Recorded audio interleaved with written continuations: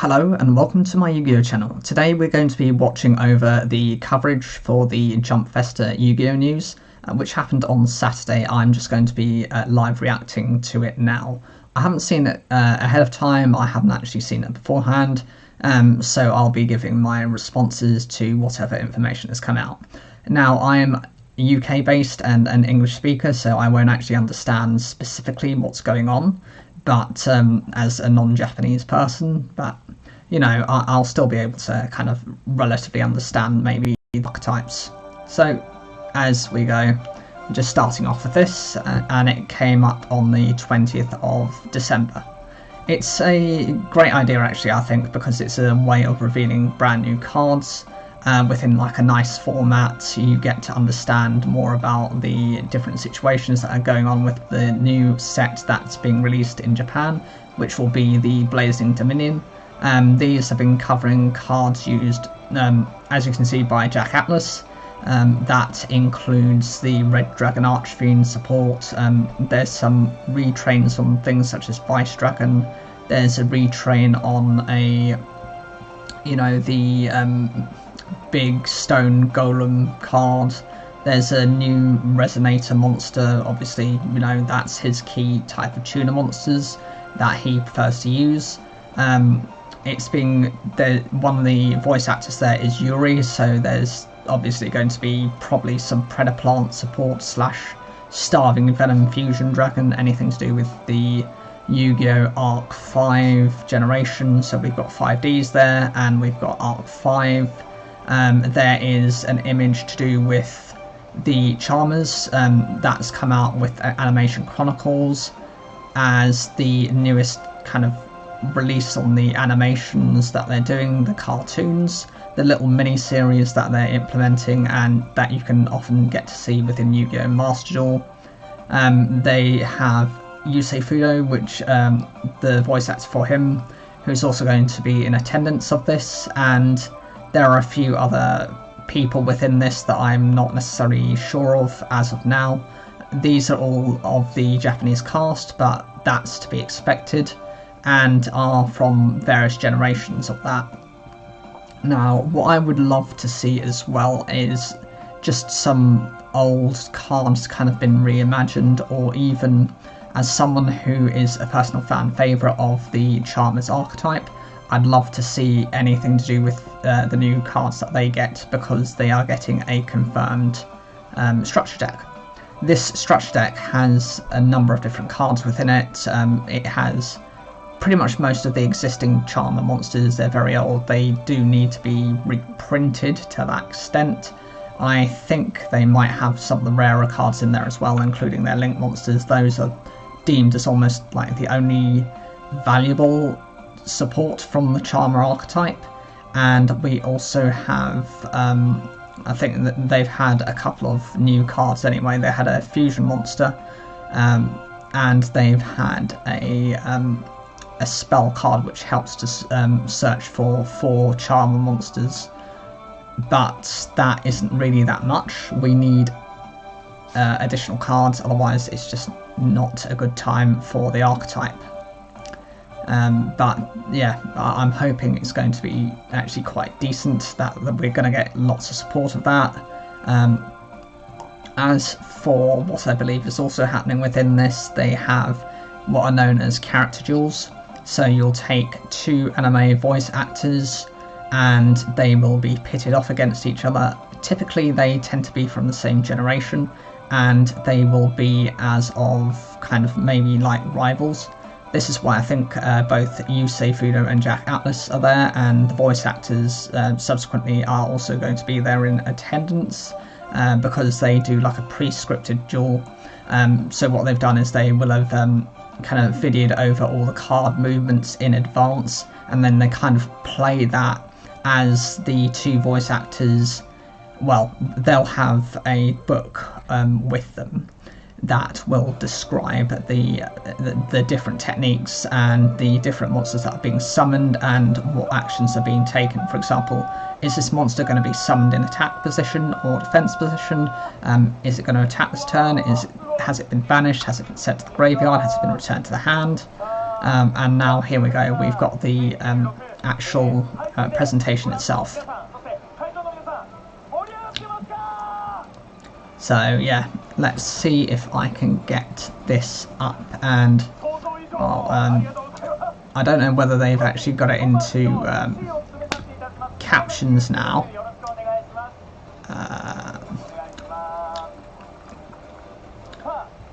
Yeah, they've got captions. Yeah, and then settings. Let's see if we can get the subtitles are auto-generated in this. Auto-translate. And yeah, I thought they might have the translations hopefully now with the AI that they're doing. So here we go. There we go. So there, that's good. At least I'm able to see it. There's a wealth of information and fun corners. It has become even more exciting. There are going to be many guests. The length of the program is over 2 hours, so it's just making you aware that it's going to be quite intensive and in detail. There are more than 500,000 cards that have been published, apparently. That's not true. There are about 13,000 cards. But I think if you include all the rarities and the varieties, and then yeah, it's just encouraging you to comment on the platform, on X, on Twitter.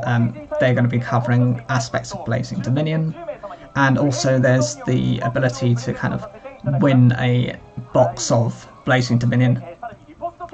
This is exclusive to Japan, but that requires you to be entered into the prize draw. You have to read the campaign details of the post, and you need to repost, you know, to share for engagement purposes. Now is the time to create a botanical garden. Okay, so that suggests a Kiza.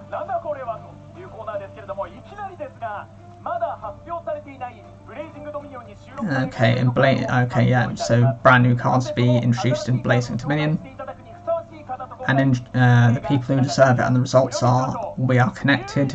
Let's call him. Ah, there we go. So this is Yuri. So we've got like a little animation thing that's going on with Yuri himself. So this is just a picture that's kind of been animated over, and you have a kind of background.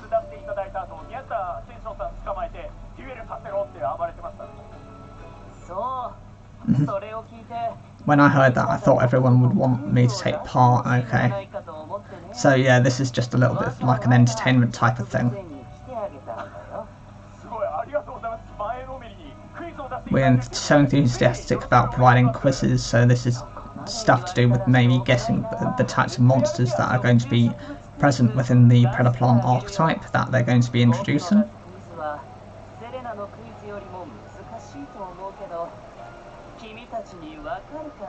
So there we go. Well, I don't know. Well, since everyone here is, yeah, do you want to take a quiz?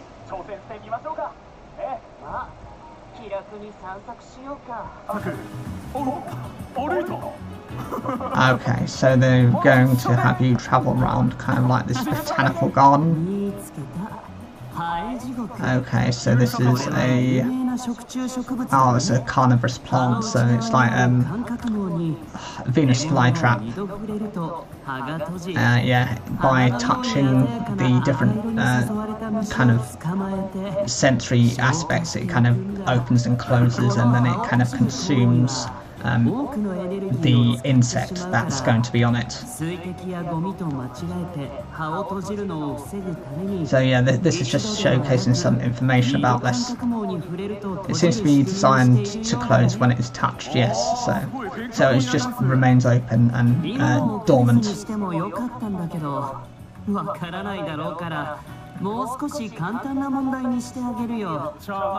Yeah. Dual monsters have a card called predaplants, or predaplants as we know it in the TCG. There's a card that looks similar to Hell, but which one is it? So this is like a little bit of a quiz. So we've got Okay, so predaplant or a Scorpio. We've got predaplant, fly hell. Okay, so this is just like a little quiz type of thing. Okay, so I'd like to ask you a few questions. I'll tell you the options one by one. If you think this is it, please give a round of applause. This is like this is to do with audience participation. So number one is the Orca Scorpio. So as you can see, no one else is clapping. I think one person accidentally clapped or was quite embarrassed when they did clap and got it wrong. And then number two is the correct answer. Yeah, the answer is 2, the fly hell, as they call it. Yeah, so the answer was this one.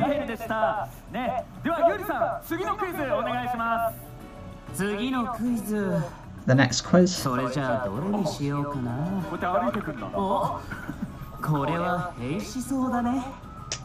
Okay, so we have a secondary one.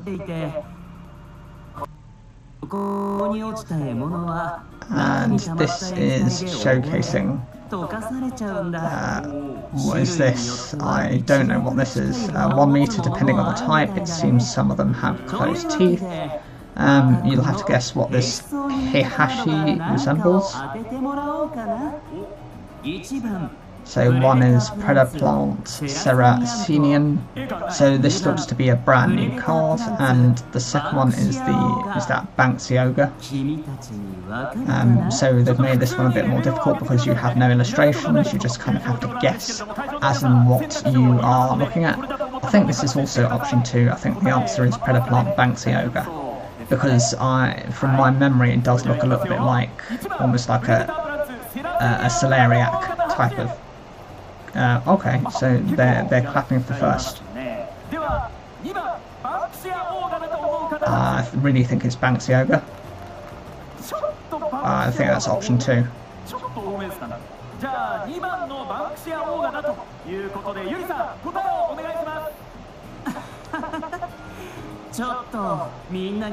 And yeah, I'm guessing it's very difficult for some people.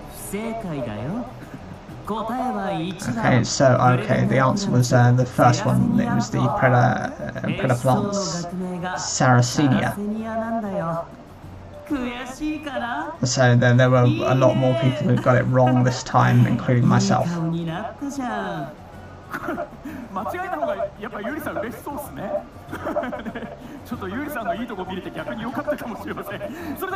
Right, so we've got another question that's coming up as well. Things are starting to get exciting, but let's move on to the next question. Yeah, so we're moving over to a completely different area of this kind of hothouse. The Utsubu Kazuto also resembles a soldier. Question 3. They lure prey with their feet. Okay. The last quiz is about a predaplant that looks similar to this. Ah, yes, I do remember this card.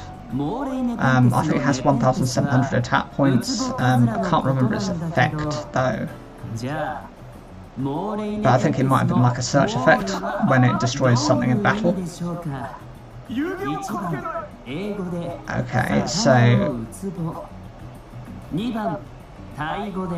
so what does it do? How did you find out about the pot in Gascargo? I don't understand what the question is supposed to be talking about. Difficult one for real witches has arrived. It's becoming more and more difficult to choose, so let's all do our best. So yeah, in this case you've got 3 options to choose from.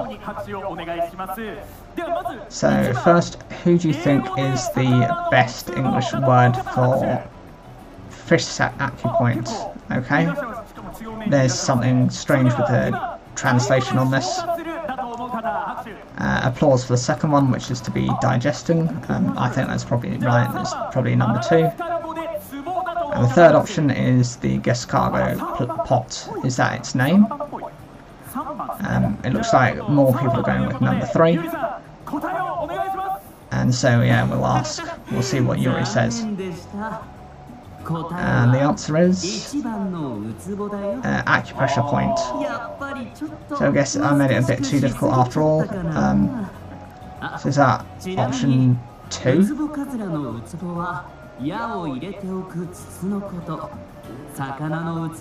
That's quite an unusual question.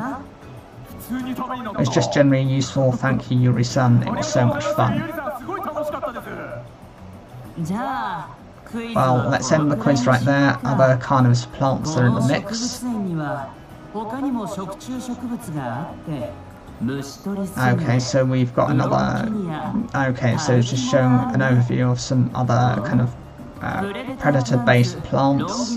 Non-affiliate, but...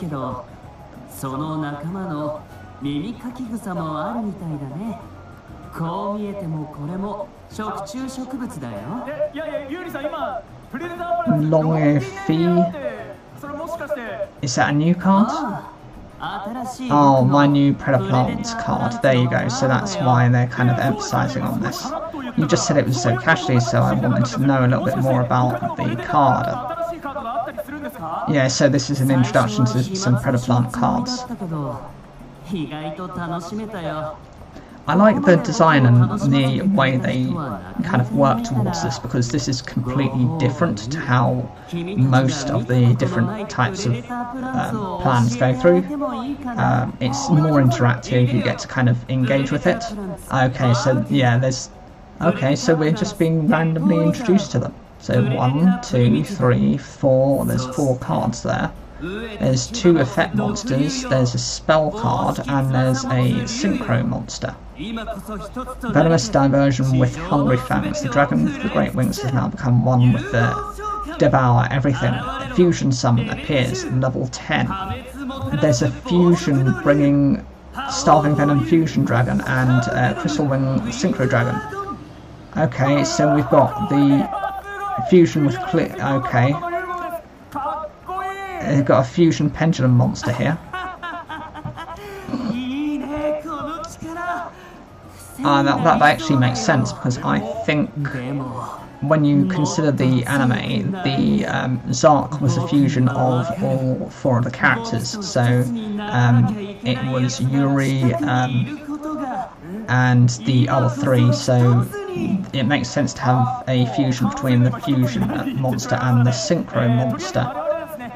Because I believe he was kind of taken control of at some point. I can't remember the name of the guy from the synchro dimension. Yugioh was the kind of main one, who was kind of like the main character. Okay, so this is kind of like a breakdown of the effect. This is Overlord Torrent Star Dragon. It's a level 10 Dark Dragon Pendulum Fusion monster. Attack 3,300, defense 2,500, and the scale is 10. Summon condition is fusion monsters and clear wing monsters.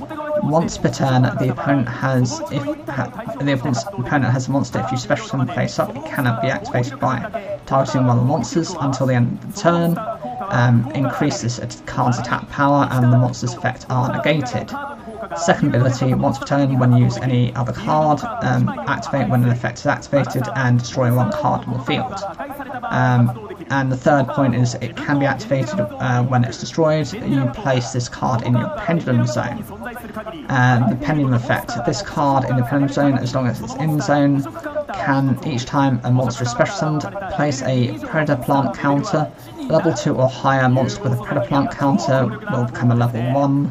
It becomes a fusion material. It's a very powerful effect, so it's combining the 2 effects of the Starving Venom Fusion Dragon and the Clear Wing Synchro Dragon. The abilities to negate effects and take on the attack points of the monster and destroy the monster, and also the ability to generate predaplant counters, which force your opponent's monsters into becoming level 1s, which can be quite disruptive if they have very specific Xyz monsters or synchro monsters and cannot really rely upon this. They're mentioning here that the Chronicles of Spirit Art will be introduced alongside with the cast unveiling. It started in April this year, and these are short little motion stop animations. And so yeah, we've had a couple of the different installments. We've had the branded ones, and we've had White Forest, and now we're going into these spiritual arts, which are the Charmers, and we'll go and see the Chronicles, this first one within this one. It's called Episode 1, Cooling Water Areas.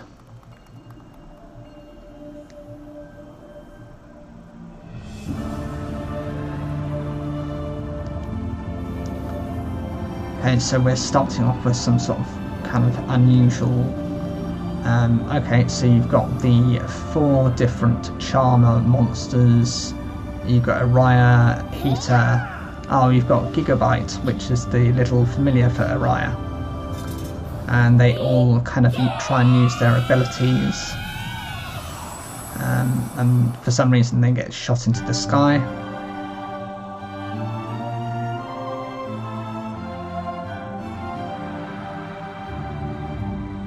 Yu-Gi-Oh card game, The Chronicles. Araya the Water Charmer. Okay, so we have Raya just kind of visiting everyone. And did you find this at Choco? What is this? So it's like it's a spell book. Yeah, Heater's quite hyper and kind of excitable. But cannot read any of the information at all, nor can win. Ursa is there and looks a bit confused. I'm still studying ancient literature, it's okay.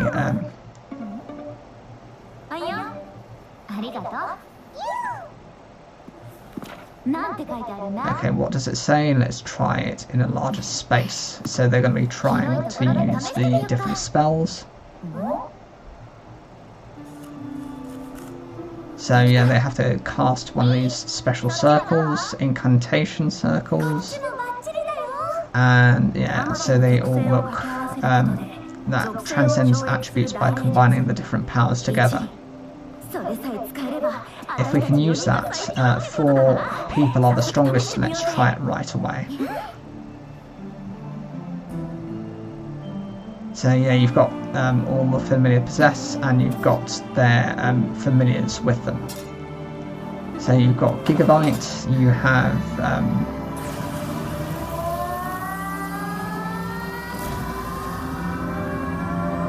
yeah, so they're combining their powers together, as you can see, and to create this kind of unusual rose. You've got the little petite dragons there. The marmot, you've got the little firefox, but Heater's kind of using too much power and it's kind of unbalancing, and the spell ends up kind of blowing up in their face. Yeah, it's a failed incantation.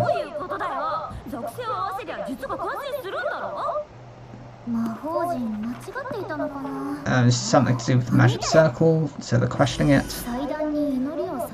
Pray to the group and go further in.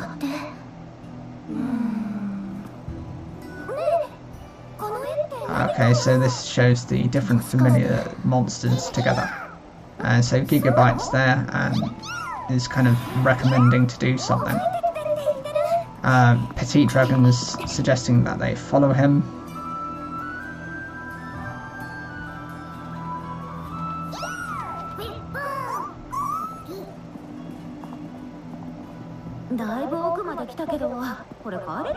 Okay, so can I return this?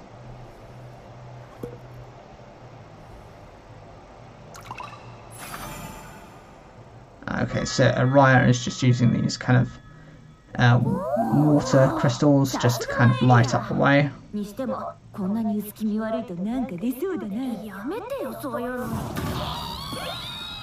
And Ursa's terrified, even though it's just his familiar.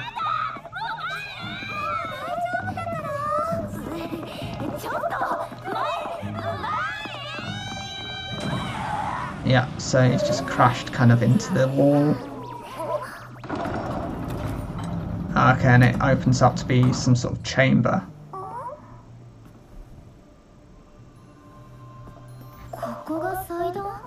Okay, this is the final group. There's...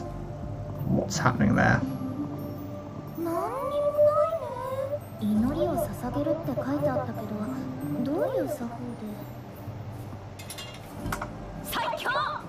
Okay.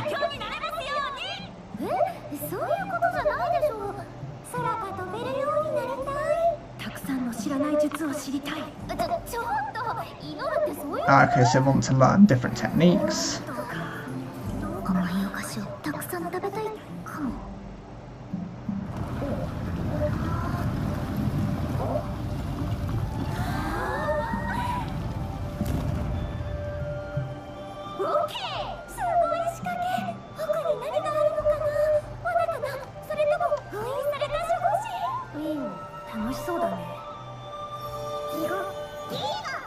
Okay, so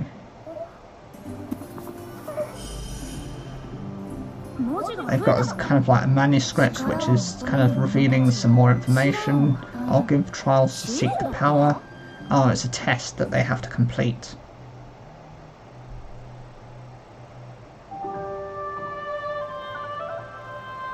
Ah, and that seems to be the end of it. That's a bit of a shame. But yeah, this is just kind of like a brief thing that they were going to have.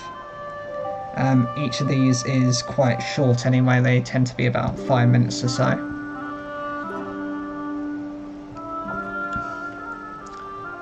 But yeah, it's nice actually. I think for a first episode, it's been quite interesting to see this.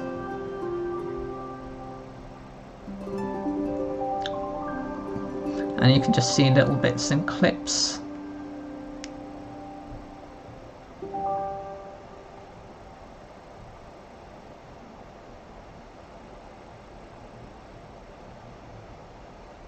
And there you go, you've got the original Araya, the water charmer. Yeah, I think that was really good.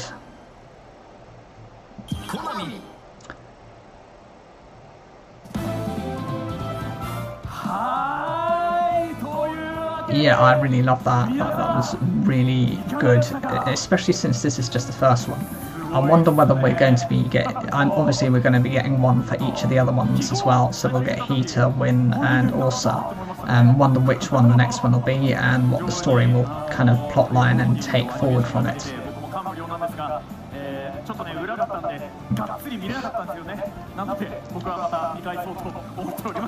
The guy says that he's planning to rewatch it because he wasn't able to really kind of see it. 4 people who served as guests came to the event. And yeah, okay, so they're introducing the 4 people who made up the voices. So you've got the one voice actress for the Araya, the water charmer. I love the outfit as well because you've got the reflection of, you know, the water attribute, and then you've got the one who plays Heater. So that's the kind of the hyper one, the fire attribute. Okay, yeah, she's wearing red, so yeah, again, it's very much in keeping in to do with, you know, Heater being a fire attribute. Next one is the one who plays Win, the Wind Charmer.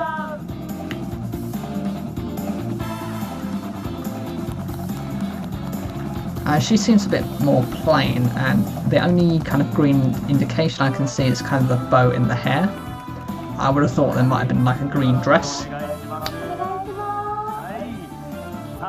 And the final one has to be Ursa. There you go. Had to be Ursa.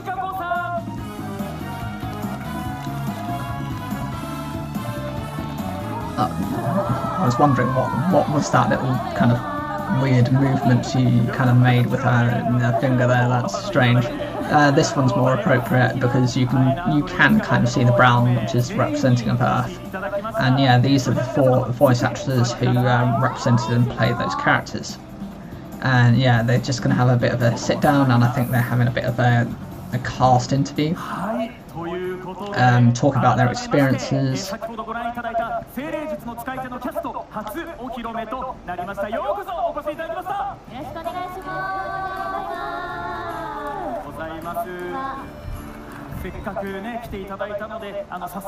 Yeah, they're going to be asking just a quick Q&A type of thing.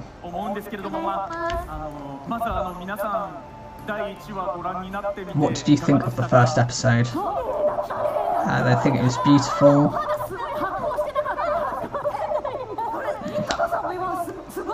A great time right now. It's full of excitement. Yeah, so they're all kind of seem to be enjoying it. The scenes were put together quite well, in motion, getting to see everything in motion kind of at the end, seeing how the colours are quite vivid and very striking.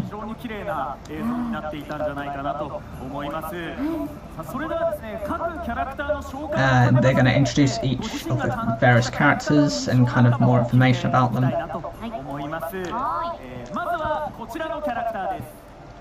Okay, so you've got Araya, the water cooler, cooled area where people play. This is the water spirit user. Areas that are people while I'm training hard with Yugioh, well, Gigabyte, so that's the little familiar. She's a character who sometimes acts like an older sister, so this is kind of showing their different personality traits. The most normal or decent. Gave the demonstration thinking that they were the type of leader, so that's kind of towards that. Everyone else outside that is surprisingly quite busy.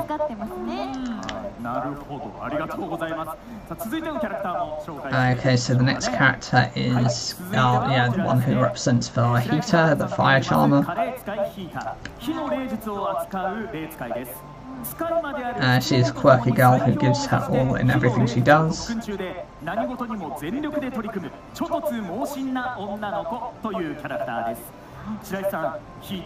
What is your impression of playing Hita? Let's charge forward and stay healthy. He's something of a mood maker among people, but more you think that, very hyper.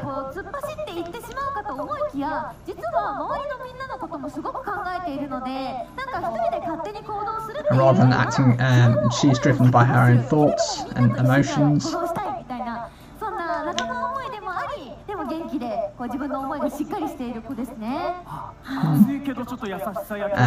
Emphasis on kindness. It was good, fun acting.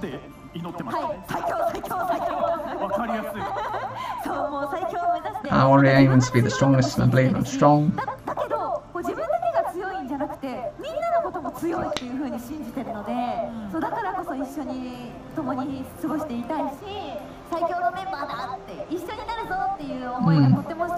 She's a very wonderful girl with such thoughts. Now you've got the wind spirit user, so this is Wind, the wind charmer.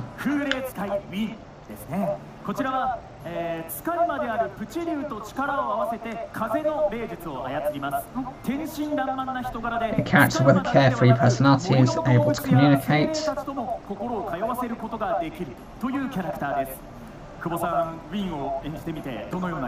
Okay, so what was the impressions? Very calm, laid back. Who likes to let the time pass?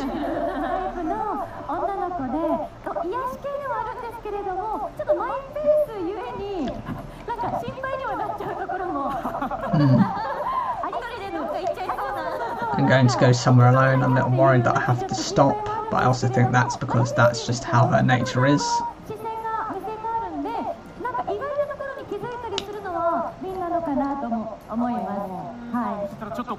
I'm looking forward to future developments.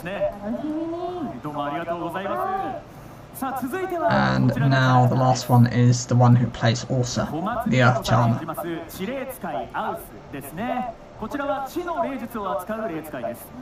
Works well with the Demon Reaver. This character has a strong desire to explore double cooling techniques, whatever that means. And she says she's a bit of a kid.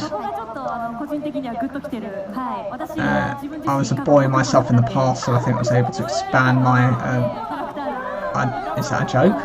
I don't understand, don't know. Who knows?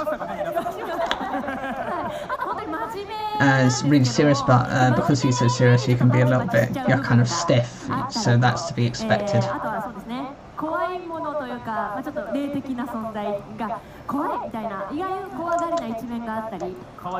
There are some cute moments, thanks to this, good things can happen, such as opening up new paths, so they're hoping to get further work from this, as she's saying. Okay, so they're each being asked some more questions beyond just what their characters are. Was there anything you were conscious of when acting in this area? So this is Araya. We couldn't all do the dubbing together. Okay, so they had to be doing some of this separately. It was okay recording separately, but when I saw this cast, I only have acquaintances, that's true. I was so happy to find out that it was true. Okay, so yeah, they had taken photos with other people, but I've always thought that everyone will come together in the end. I felt a great sense of security while recording and was happy with the work. It was so much fun. Were you familiar with the content called Yugioh? And yeah, but the story of the card is certainly different to what she expected. There are a lot of pictures written on each page, and the illustrations are quite distinctive, so I think this was used as a way of helping. It was a tool used by the actors to support their acting for the particular role. But Yugioh being as familiar as it is within Japan, so yeah, I would imagine pretty much they all were aware of everything to do with some aspect of the game. Okay, so they met, one of them was able to do a voice recording with someone else, so this one actually did have the chance to meet the one who played Ulsa. There is positive atmosphere, good human interaction, which they believe to be very important. They found that the excitement actually helped to channel the acting.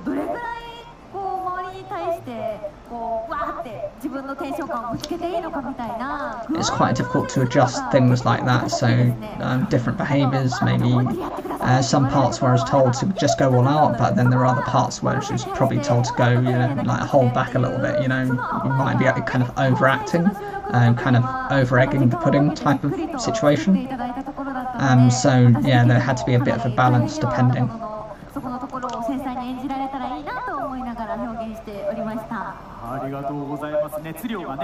Passion is an important part of the character, so I'm looking forward to see what kind of actions will be brought forward in the future.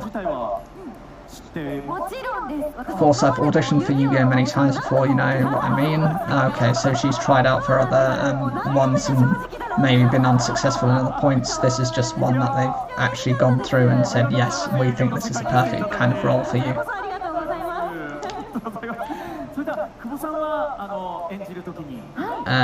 Was there anything you did when you were acting? So this is for Win. It was recorded by people, but more specifically, first in line. Oh, that right. So was she the first one? I like to do whatever I want, and I like the scale too. I was able to do it in my own way, but I apologise to those three before it even started. The four of us played together for a long time. That was the first shot in that spirited scene, so I was wondering how long I should make it. I was talking to that staff member while I was doing it. Please put it in quite a long time. I was told to make it longer, so I put a lot more effort into that. Okay, so she was the first one to be maybe either cast or to do her voice lines. So there was a bit more further direction from the production staff to make sure that kind of they got the right instructions, put in more effort and allowed to do so. It was long and very arduous, but she learnt to settle down.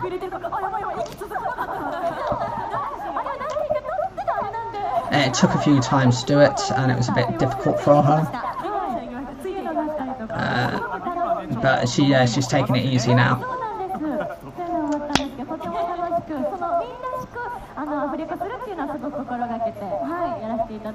Yeah, she's just kind of mindful of her situation. Are you aware of Yugioh? Yes, of course. It was popular in her childhood.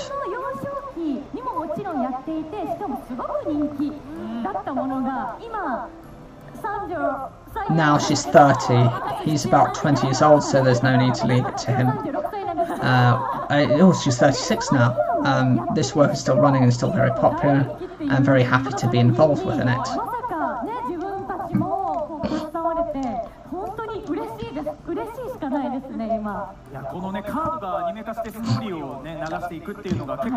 Yeah, so yeah, it was fairly innovative to change the cards into having their own individual storylines. And lastly, something about Yugioh Zeal. For the waterbirds, was she part of the Rio's archetype then? Well, first of all, while I was playing Mizuki, I don't remember who Mizuki is, so I'll have to go and see who that is at some point. So she's obviously played another character within Yugioh Zeal, so she's been part of the brand for a little bit of time, so there's contact and the justification for why she got the role, especially if she's done well from it. Being familiar with Yu-Gi-Oh and everything to do with it. When I was working on Yu-Gi-Oh, they're the same. In that sense, I felt like I hadn't seen Onshi in a long time. I had a strong feeling that I wasn't really growing as I should have, and it's quite exciting. It's been more than 10 years already. Okay, so it's been 2011 is the year that she worked in Zeal, 14 years ago. So yeah, so she only had like a brief stint within that series, and then she's gone on to kind of do her own stuff outside of that. It's not like they just made some monsters appear. Well, I've done it myself before, so I was influenced by that in a number of different ways. Did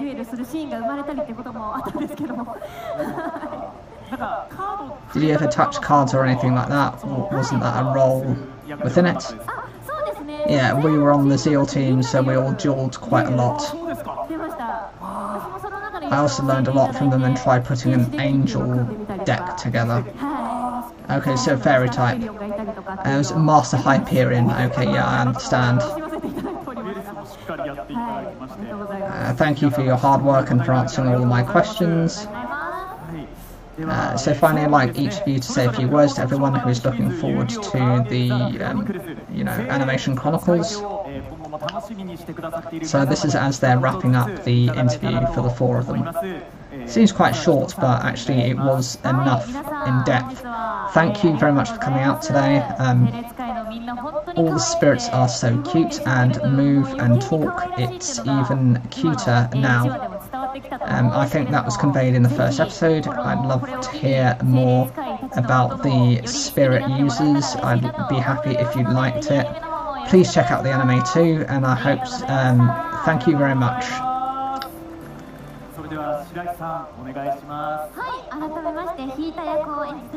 I'll be playing the role of Shirashi. I dropped by unexpectedly today, but thank you for the warm welcome. So this is obviously she's playing a different role in something else, but she's had the ability to make time for this. As a person like me, I'm really happy about this. I hope everyone will look forward to seeing what kind of adventures these people have and the different storylines they possess.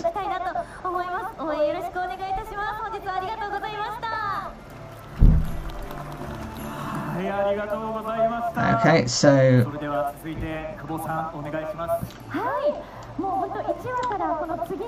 From the first episode onwards, I wonder what that story is about. I'm looking forward to seeing how it unfolds, of course. I'm looking forward to seeing it, and as I looked at it, I saw this card. So for those who have been affected in the first place, it's not a little tidbit you can understand. However, only those who are doing it in the work. I think there will probably be some parts that you can understand, so I hope you'll enjoy it in that way. Also, each use is very cute, so I'd be happy to keep an eye out on it.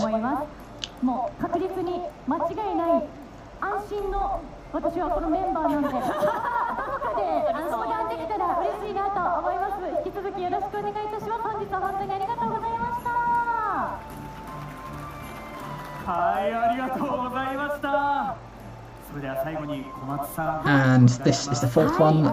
Thank you once again for all coming today. I myself have once again become interested in the content of Yu-Gi-Oh! And I'm very happy to be involved again. I'm very happy, and so everyone has been dueling until now. I think many people have done this. Also, this character, this card, each and every monster, or rather each and every one of them. Well, each one has a story. When I think about it, I'm sure you all have. This character who is dueling, I think you'll start to feel really attached to it. I think so, and the Demon Beaver, so that's the familiar. Since they are monsters, each of them have their own abilities and, you know, sequences.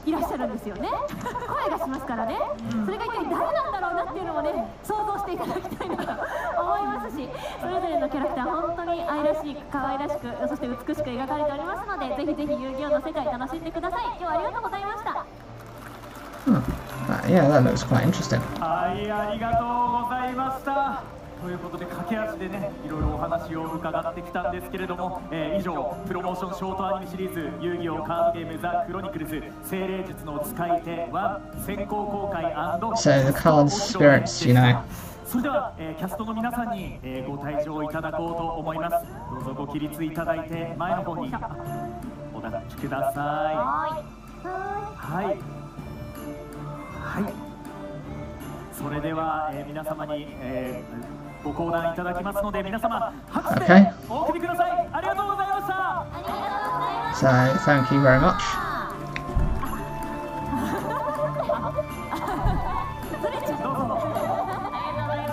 Okay, so yeah, they're just closing out and, you know, leaving.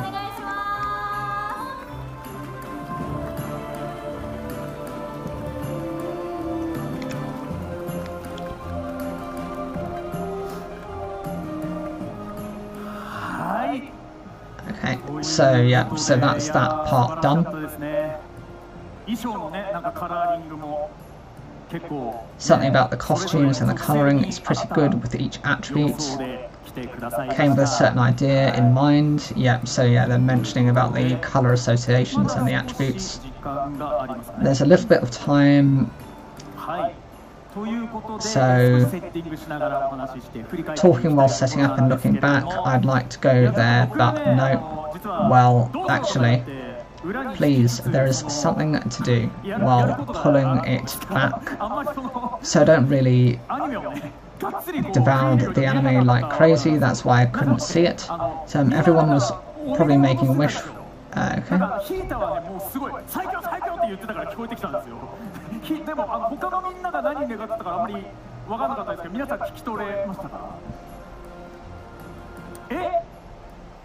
I want to eat sweets, says someone in the sweet snacks.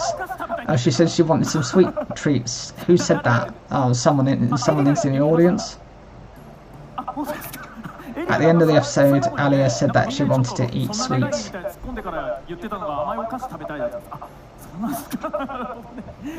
That seems to have kind of surprised the presenter. It's a bit random.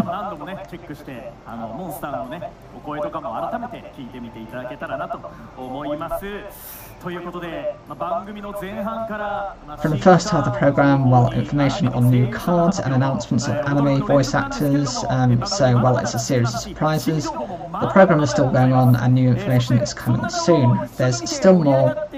Looking at the information together makes me excited. I would like to invite some guests. Okay, so first is this person. I've been dueling non-stop since this morning, of course. Here's also Mastered Rush. Okay, this person is... Right, who are you? Exactly. Right, who are you?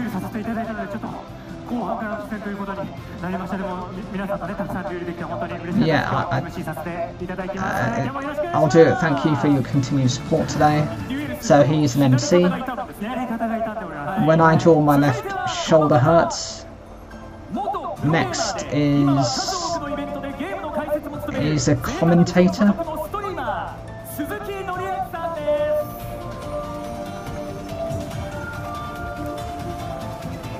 So yeah, we've got a commentator. So we've got an MC, a commentator, and then this one is Grandmaster Isa, I think, is the name of his favourite card.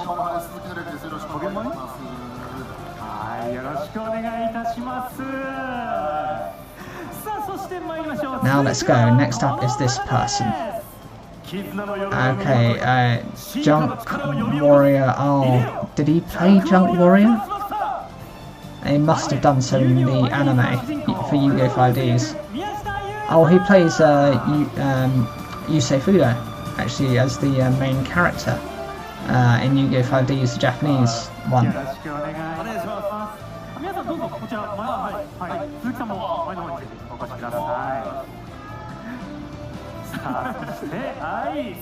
Wow, that's interesting. So yeah, again, okay, and I'll put on the armour of the Silk and descend here. Silk Parent Crimson Blader, / Buster Dominance. Okay, so this is Jack Atlas. Yeah, I mean, look at him. He does seem to have the Jack Atlas kind of persona. Yeah, you can really tell how he could be a Jack Atlas there. Yeah, he's really playing up to the crowds.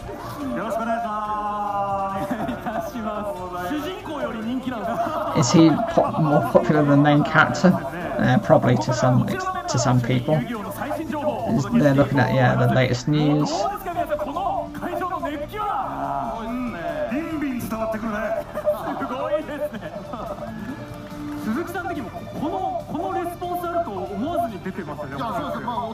I was surprised, and more so than anything else, to be invited. So yeah, this guy's just a commentator, so he's probably done a number of these different events in terms of like the different championships at different levels, regional, probably national, maybe even world championships. I'd like to continue the program by talking to you individually, type thing, and yeah, so he's honoured to be kind of on the same stage as people who are directly involved in Yu-Gi-Oh! More so than he is.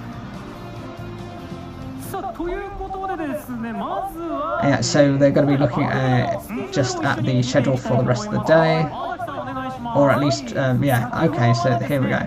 Until just now, well, it's Botanical Garden Productions, so yeah, we've just finished off the situation with Yuri. The advanced cast was unveiled for the first time. Next up, we'll be revealing a number of different cards. Yu-Gi-Oh! Information and Unshakable Dominance. Oh, okay, Souls reunited once again, so this is the voice actor duel between Yusei and Jack Atlas, and then we've got the information about the Limit Over collection. That is the set that is going to be introducing the large framed pictures for different Yu-Gi-Oh! Cards, the kind of overrush rarities. Okay, and so yeah, there's something to do with OCG. Look forward to your comments on the website and just promoting stuff through YouTube and the other variations of social media. This is just a repeat of running the promotion to do with Blazing Dominion. Obviously, the more of these different social media platforms you enter this information into to share it, the more entries you get within your ability to win this prize. So usually there's like 5 different entry points. You'll have YouTube, X, Facebook, a couple of others, maybe Instagram, and then you promote it through that, and then you get, they see that and you just get listed within the draw.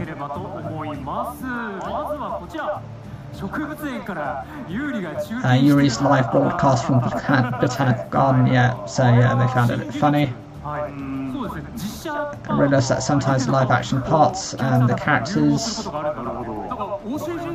they're filming on location at OCGTA, very good. He actually said that means there's a live action part. I totally meant it. What did the customers think? Everyone else seemed really happy about it. So that's actually interesting. You've got 2 voice actors there, you've got 2 kind of MCs and a commentator. I wonder why they've kind of chosen that combination, because you've got more commentator type people than you do actual actors. Yeah, these are just things that are coming out of X and different forms of social media.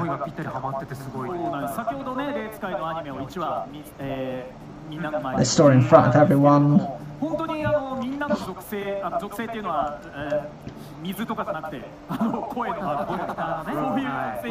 Those attributes will boost you in the direction you want. So it's able to hear that kind of play. I was able to watch the anime. Everyone was also having a great time. Thank you. There seems to be a lot of comments. As always, we look forward to hearing some more.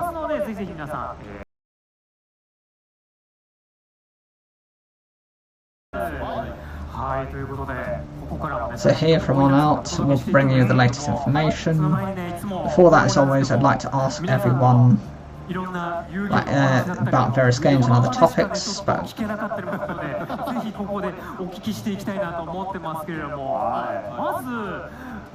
first one I wanted to ask Suzuki-san a lot of questions, but early likes. Is there anyone who doesn't like Daiser? I don't know who Daiser is or what Daiser is. Oh, 1,000,000 damage to my opponent. Grandmaster Daiser. Okay, that's must be a shorthand name for Grandmaster. It's the ability to kind of attack, with like 10,000 damage at one go.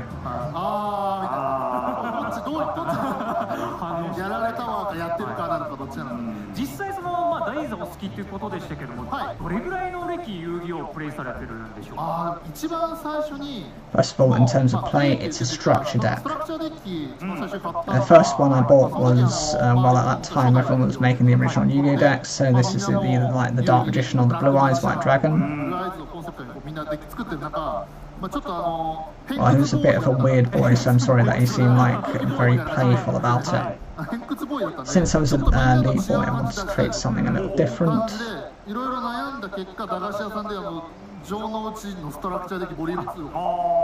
Okay, so you bought 2. So the Guildford the Lightning is one of the favourite cards as well. So was the Red Eyes Black Dragon.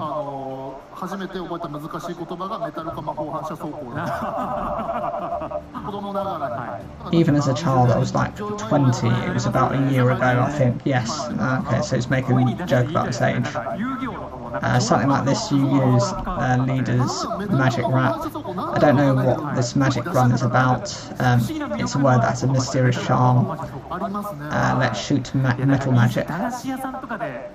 Okay, so this is the whole joke to do with, how cards used to be referred to by magic cards. There are still places like that today, but in the past,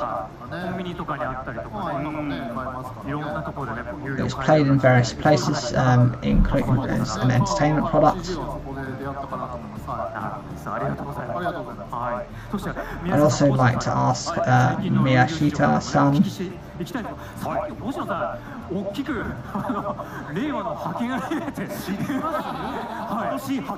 I was sent there this year. Dispatched, you all know this. Everyone is dispatched.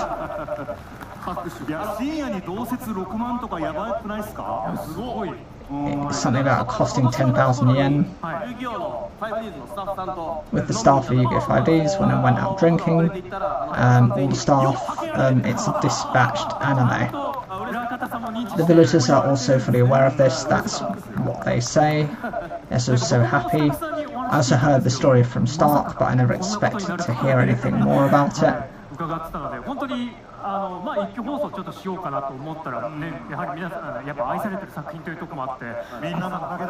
It's all thanks to you guys, thank you.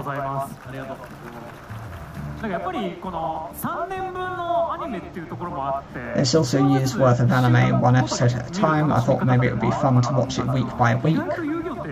Wouldn't that be more interesting? I thought it was strange that the Crash Town chapter, that was quite a short chapter. The colour of his hair has changed, something seems strange, I think.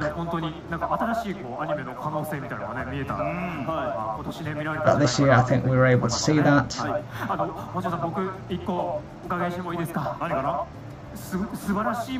I felt like I was eating something wonderful. Can I brag a little? Okay, what's he bragging? I won the lottery this summer. Ah, okay, so that's the Red Eyes Black Dragon.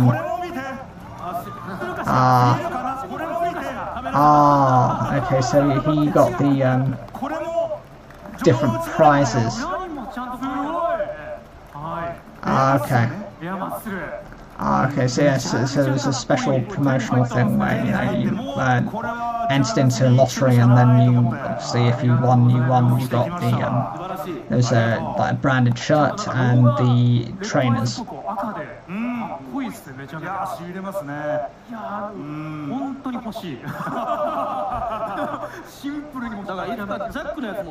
That's why I hope they released one with Jack. So yeah, he's looking for one like that as well.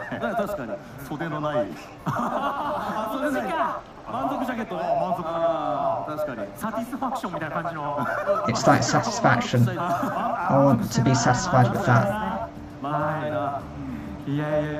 I was able to hear a lot of valuable stories.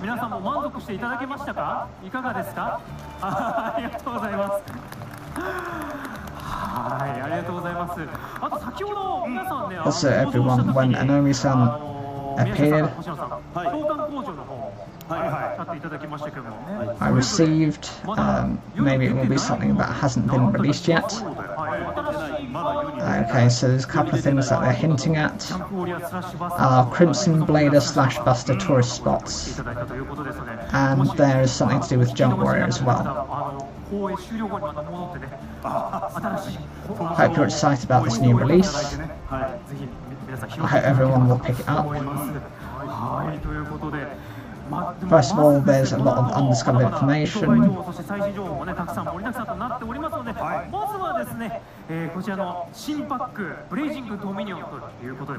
Blazing Dominion, yeah. You know, I didn't need a translation for that. Okay, so straight away they're looking at some new information. First public appearance of the new Racing Association. As you saw, promotional short earlier.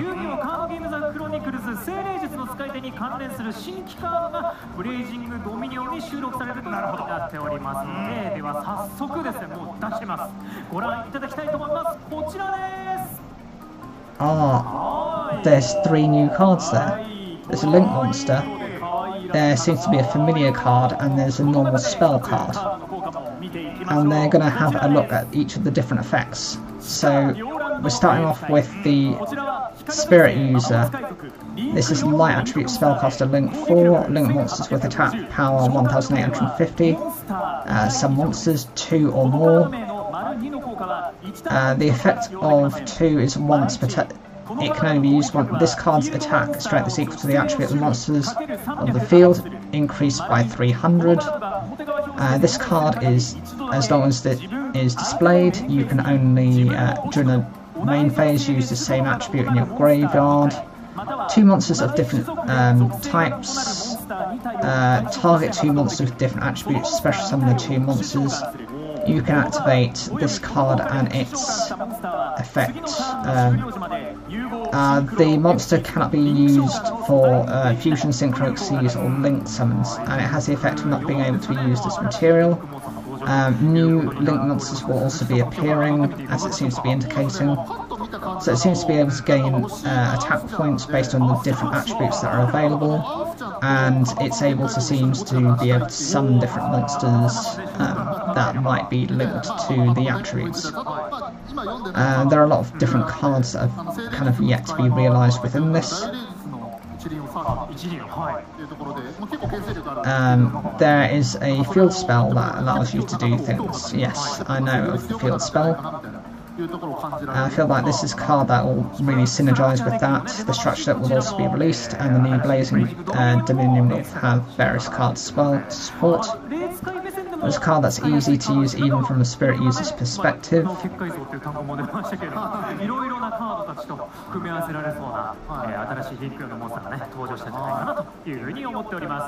That's what I think, yeah, so just release the image, so that's the first card that's covered. So that's it for the new related cards. Okay, so they've kind of revealed the effect on the Link monster. They're going to reveal the two other cards maybe later on. Okay, so we've got more information. This has become a regular feature in the Times. This is where all the information about the game's contest will be posted. I'll be going through it quickly, but please come along. Please follow me, thank you very much. This time too, there is a lot of information. This is the Chronicles deck, so we're introducing a concept constructed deck, and it's going to be released on the 24th of January 2026. The set will include monsters, spell and trap cards that appear in Spirit Magic users. Yeah, so, yeah. At least you've got a confirmed date for it in Japan.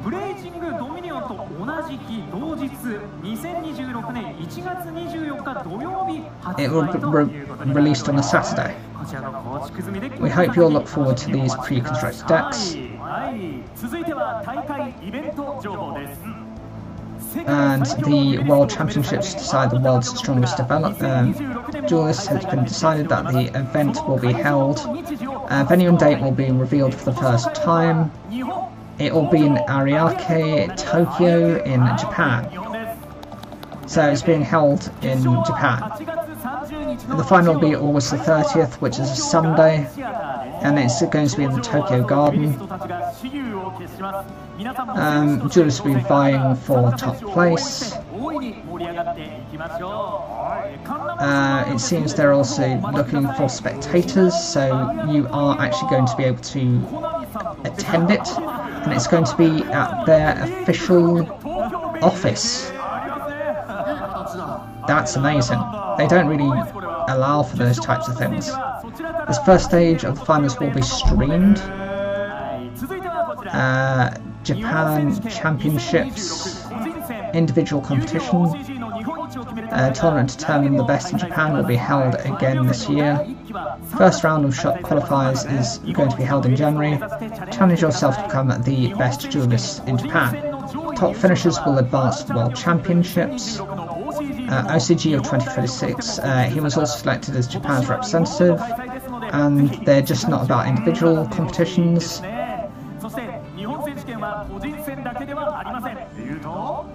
Okay, so this kind of gives you a little bit of detail. So you've got the 25th of December, the annual champion of the team battles,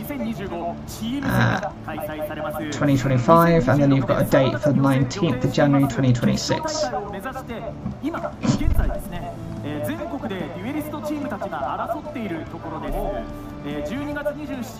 December 27th, and the Miyagi preliminaries have already closed their registration. The Fukuoka ones from Thursday, December 25th. We're accepting applications until Monday, January 19th, so that's where the dates are. So the starting opening date is 25th of December, closing date is 19th of January. So you've got about 3 weeks. What is the monthly product release date? This is Yugioh Day, so that's going to be on the 24th of January to the 25th. So that's the Saturday and the Sunday. All participants will receive a special card protector and a rubber field. And this time not only the product release date, year-end and New Year holidays, Play Day, Yu-Gi-Oh! Day is all about Yu-Gi-Oh! This is December 27th to the 4th of January. Yu-Gi-Oh! Day event will run for an entire week. Special card protector as a participation prize, and random selected from all types. You'll receive one alongside a postcard until the 31st of December. It's a Mitsurugi card. You can receive one from the 1st of the month.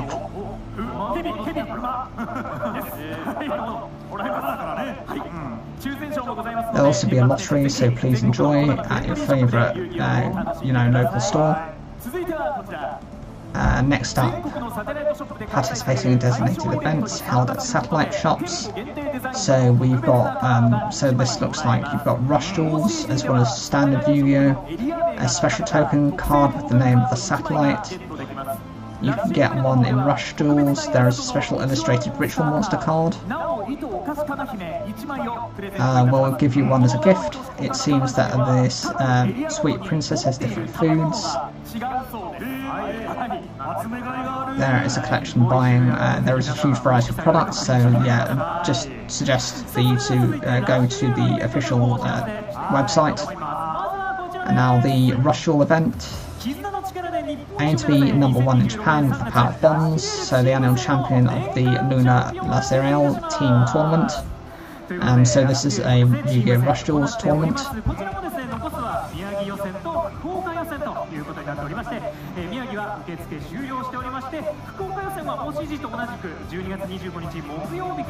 Thursday, December 25th to January 19th, we're accepting applications. Okay, so that's the same time frame as the previous one. The venue for the final tournament will be Tokyo Port City.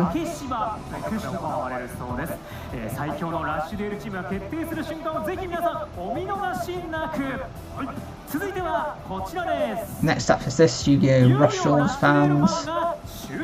Fan meeting at Akiba Square. This is it, the event. As prizes you receive a fan meeting commemorative card called Stray User.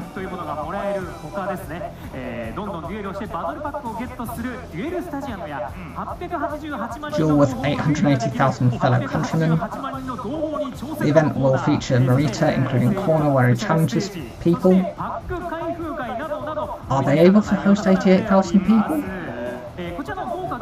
Well, I think you should check out the official website for information, so yeah, that's again a reference to checking the formal site. The way to participate is you've got a reservation lottery, so yeah, it's another lottery system. It's held on January the 4th, Sunday, and it's limited to minutes, so you've got a very short amount of time. We also have decided to hold a fan meeting after party. So that's the 21st, all of Card Lab. This will be implemented at 34 stalls. Events held on February 21st, 2026, the Saturday, the Sunday, and March 7th and 8th, which is also Saturday and Sunday. So you've got two opportunities. You've either got 21st and 22nd of February or the 7th and 8th of March. So we've got more stuff to do with Rush Duels, so this is another one of these satellite shop events. It's hosted on the 10th, the 11th and the 12th of January.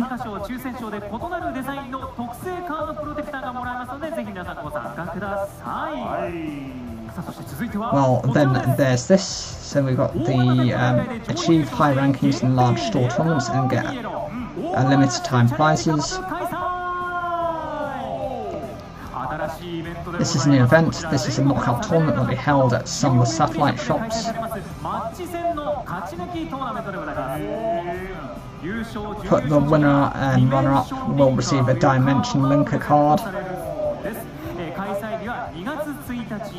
The The event will be held on Sunday the 1st of February and the 7th to the 8th and the 21st and 22nd of August. This is first come first serve reception from 12 o'clock on Wednesday 7th of January. So basically you need to give your reservation. The actual items that you can get at the events, I introduced you to them already, so yeah, you've just been kind of shown what they are.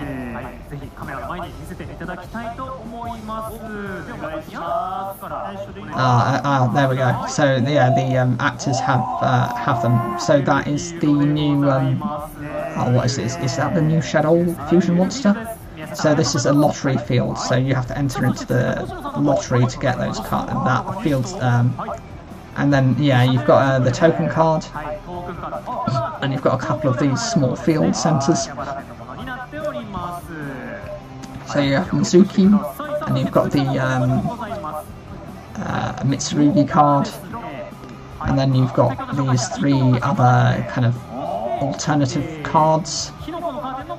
Mushroom Curtain Card Protector and the mysterious card that was mentioned earlier, the one that's currently in the centre, which is Dimension Linker. It's the one in the middle. Yeah, this one's worried that he's holding it badly. This new card has suddenly appeared, so it's a brand new card. It's nice that you're getting brand new pricing and access to it before anyone else does. Yu-Gi-Oh! Rush Your Advance Pack Revenge Hearts. So this seems to be a new pack, released on January 10th next year, which is Saturday.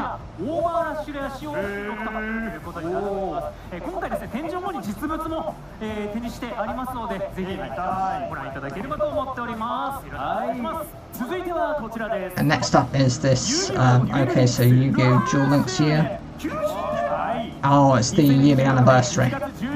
And that will be held on January the 12th of 2026, and thus a rating 9 years. It will be available from the 12th of January. A campaign is going to be held to commemorate the anniversary, and here are some of the things that you can get through the campaign.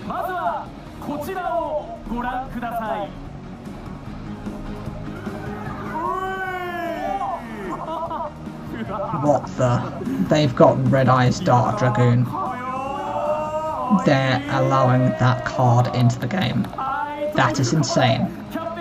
That is a card I think is a bit too powerful for Yu-Gi-Oh! Duel Links. Okay, so here we go. We've got the that Dimension Linker card that was shown by the person. We've got a new art for Red Eyes Black Dragon, obviously, and then we've got the Red Eyes Dark Dragoon Fusion Monster. All of these are going to be introduced.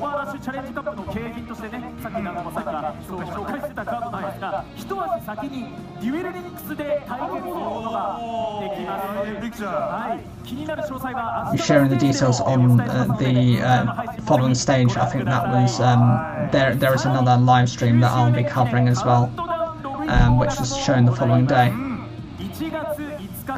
That is available from the 5th to the 11th of January 2026. So yeah, the 9th is within those dates. It's just, you know, so you have access to it. And they're introducing a new pack, which is Speed's main box, Zodiac Destiny. So we've got Tri-Brigade stuff, we've got Traptrix, there is a Drytron, and there is the Eye of Timaeus, which is Dark Magician support. I think that's also branded Fusion that's there. So you've introduced branded into the Speed Duels as well, which is quite interesting. Not necessarily something I think is the best idea. Because branded seems to be absolutely everywhere. I'll also be bringing you the latest information on Duel Links as that comes about, so that will be interesting.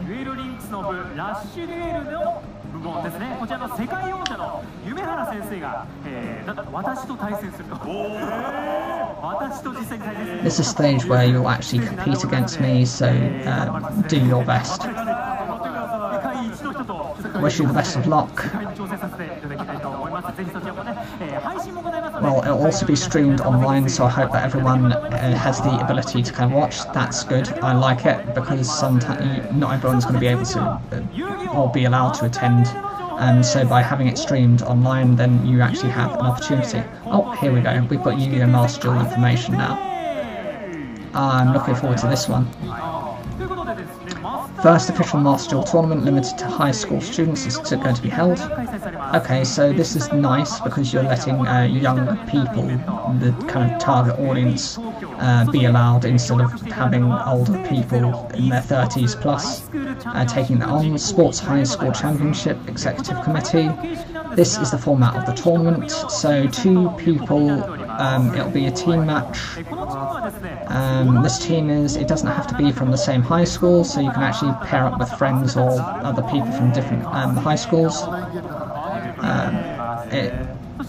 There'll also be a live broadcast on the day of the tournament, so that'll be something I probably will be live streaming, hopefully, if I can get the time and the dates. And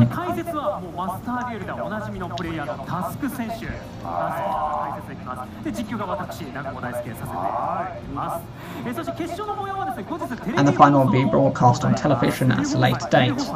Wow, they actually have a TV broadcast for it. That's amazing.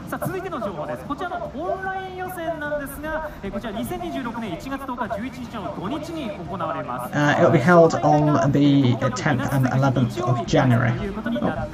Oh, and then the secondary one is the 1st and 2nd of February.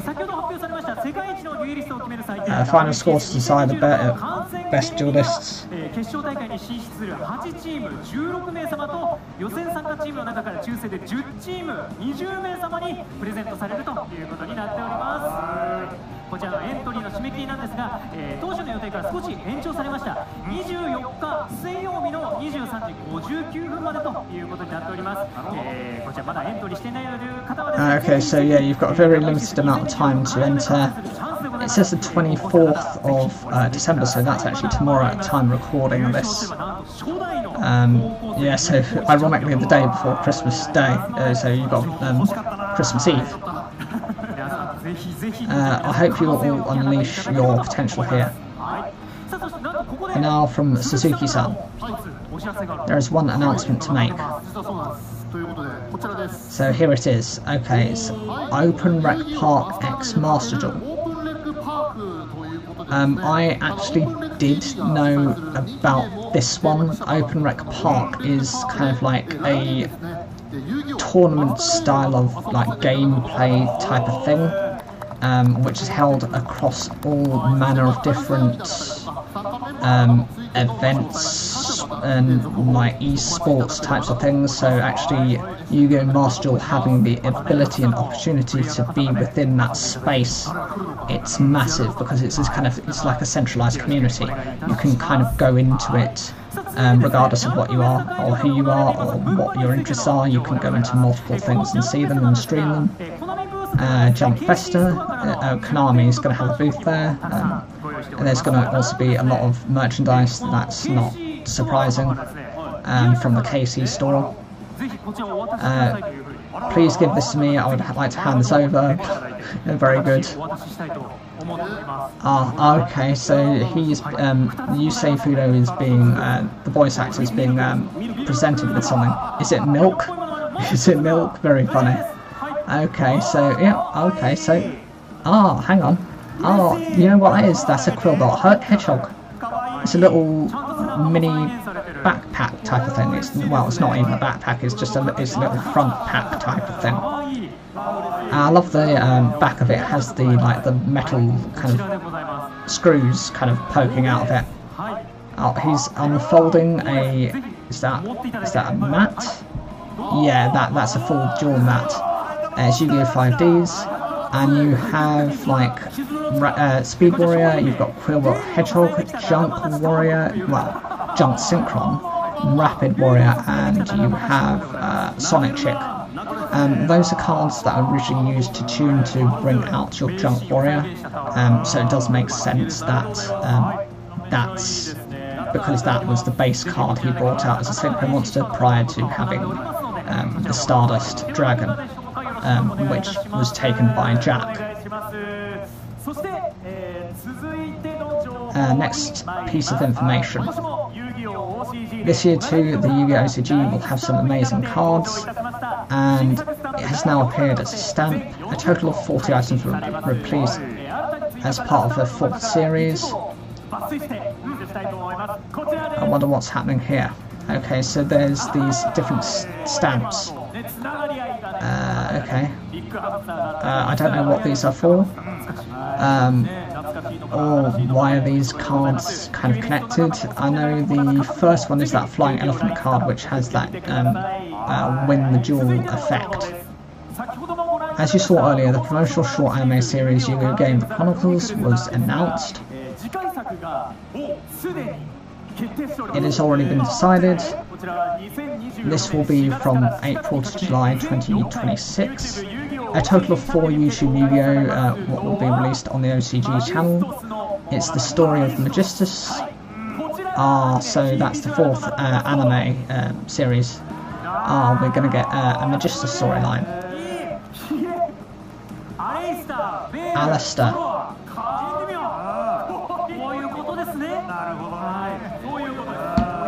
Alistair the Invoker and Magistus. That's interesting. That means that they'll be getting more support for those cards.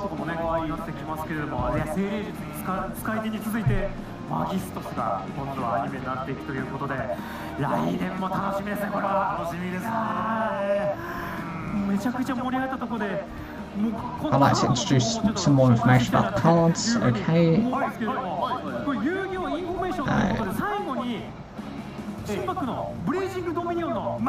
Back to Blazing Dominion.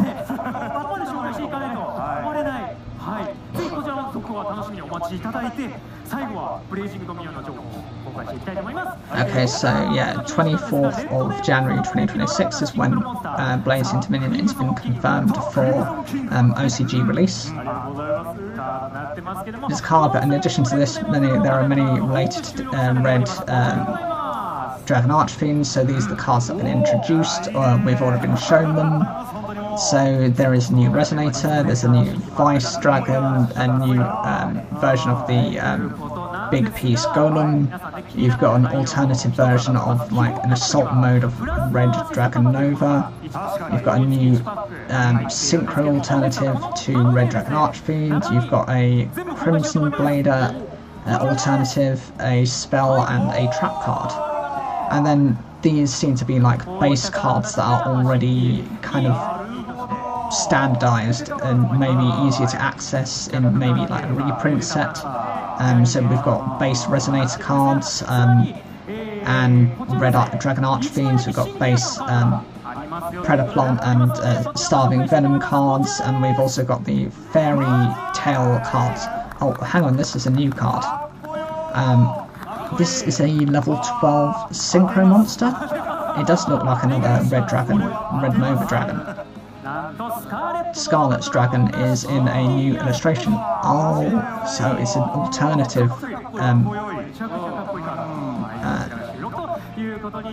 Red Nova Dragon. It's a different. It's not a different card. It's a different art style. But I love the art style.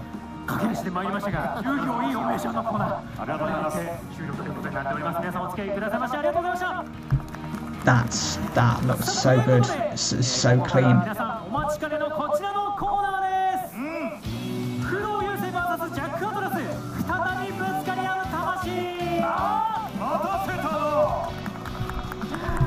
Okay, so they're now having the I think this is now the duel.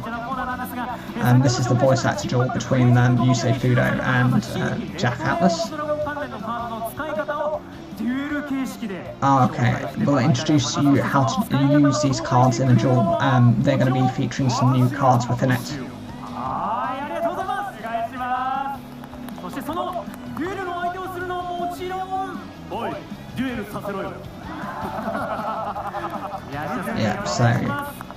So it's Jack versus Yusei. Oh, okay, yeah, you're gonna have them move the cards.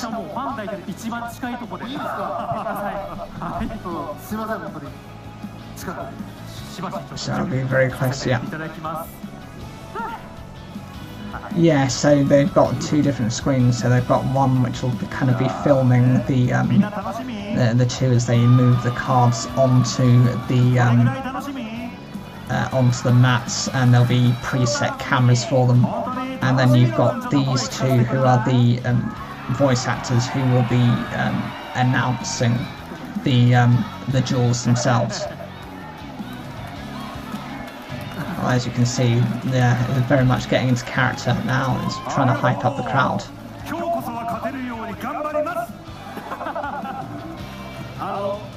Didn't really understand why the kid cosplaying as me as King.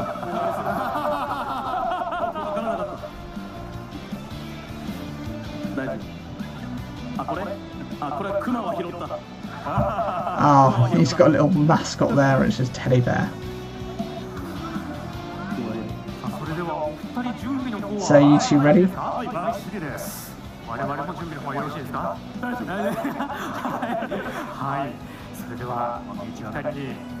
This is an introduction corner for rules that vary by person.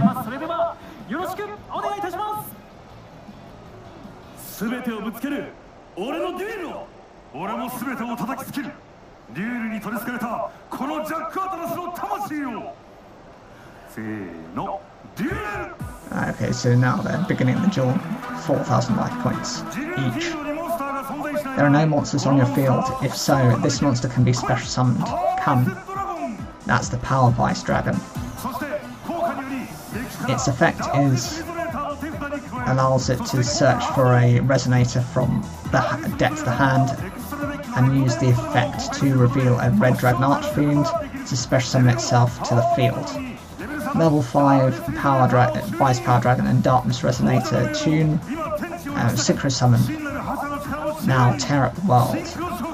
The power of the true conqueror. Synchro Summon. The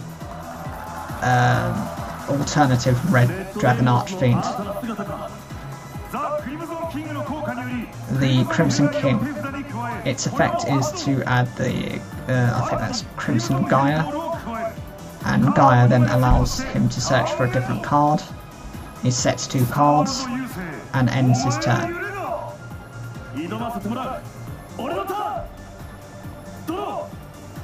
So he draws. Jump Master's effect is activated, revealing a Stardust Dragon from the extra deck to special summon itself. Its effect allows him to bring out the Junk Armor to the hand, and then he special summons the Junk Armor by releasing it or tributing it. They can special summon the Change Synchron and tune the 2 monsters together. And Synchro Summon Jump Speeder.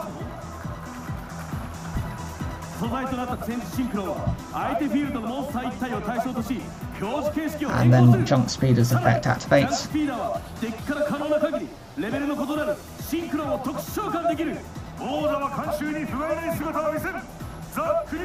The Crimson King's effect activates in response by banishing it, and then activates the Fiendish Chain, which negates the effect of Junk Speeder.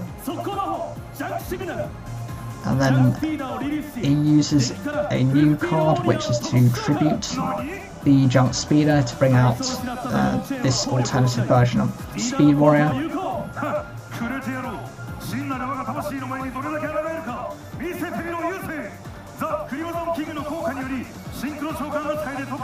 The Crimson King can be used, treated as the Synchro Summon when it leaves the field to bring back the original Red Dragon Archfiend.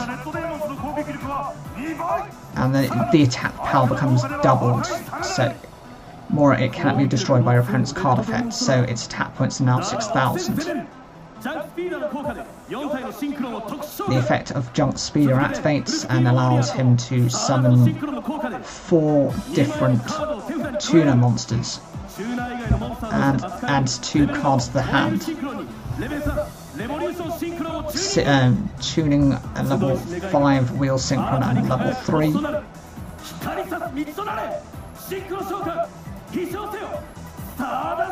to bring out the Stardust Dragon. Stardust Illuminate effects activate, allowing it to special summon the Stardust Rail.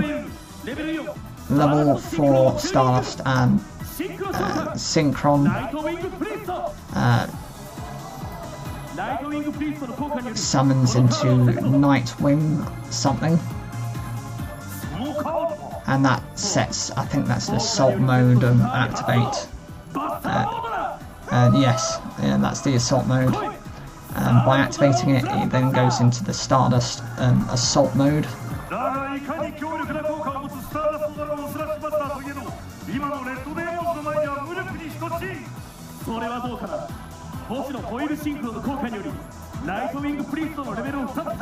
Wheel Synchron and Lightwing Priest, they get to tune to bring out Jump Archer. Jump Archer's effect will remove Red Dragon Archfiend from play.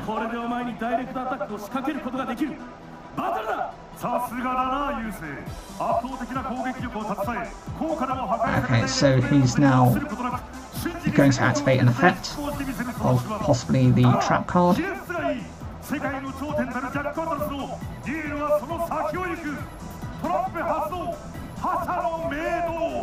Okay, so the name of the Conqueror.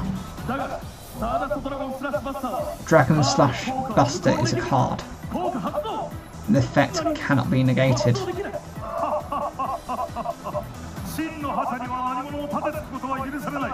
No one is allowed to stand up to the true ruler. The name of the champion is that the opponent is special summoned this turn. The effect changes depending on the number of monsters summoned. Red Dragon Archfiend has been removed. Special summon Red Dragon Archfiend. And the effects of your opponent's effects won't be allowed. 5 or more of all opponent's monsters are changed to face down defense position, and 10 of them the turn in which the above special summon was successful. You can activate an effect against this. You can't activate an effect. So all of Yusei's monsters are turned into face down defense position, and he's forced to end his turn.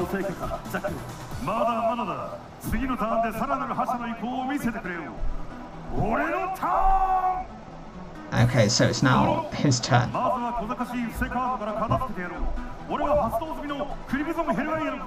By using the Crimson effect, then activates that card destroys all face down spell and trap cards so long as you've got a Red Dragon Archfiend on the field, and so he gets rid of Scarecrow, which can negate an attack each and every turn, and it kind of flips itself back face down. He's used the spell card to then search for a red resonator. He's then special summoned the Dark Resonator and another 2 resonator monsters. So he has 4 resonators on the field. 4 tuners.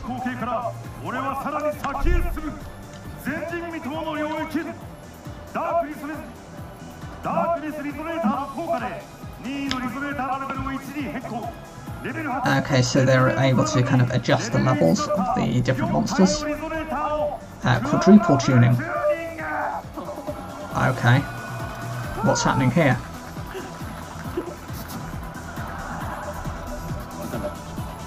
Okay, so yeah, they're gonna have a bit of a water break.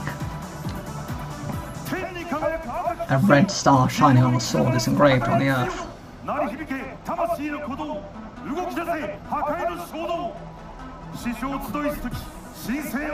Synchro summon Scarlight Hypernova Dragon. I believe that's the name of the card. This is a new card. Carve it into your body, attack a face down Stardust Dragon monster.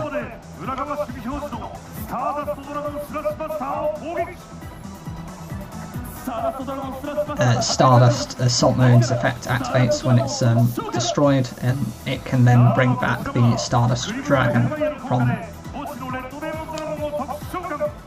Okay, so the effect allows him to bring back the Red Dragon Archfiend through the effect of the, and then use the effect of Crimson Gaia to turn it face down, and automatically, when Red Dragon Archfiend attacks and destroys a face down monster, it can then automatically destroy any other face down defense position monsters.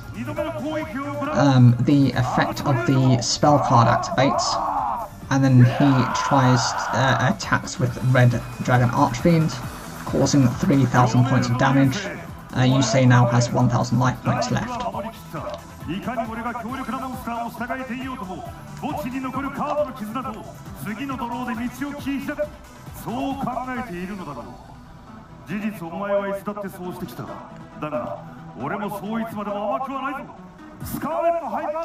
Scarlet Hypernova Dragon's effect activates. It seems to banish itself and banish all cards in the graveyards and bring out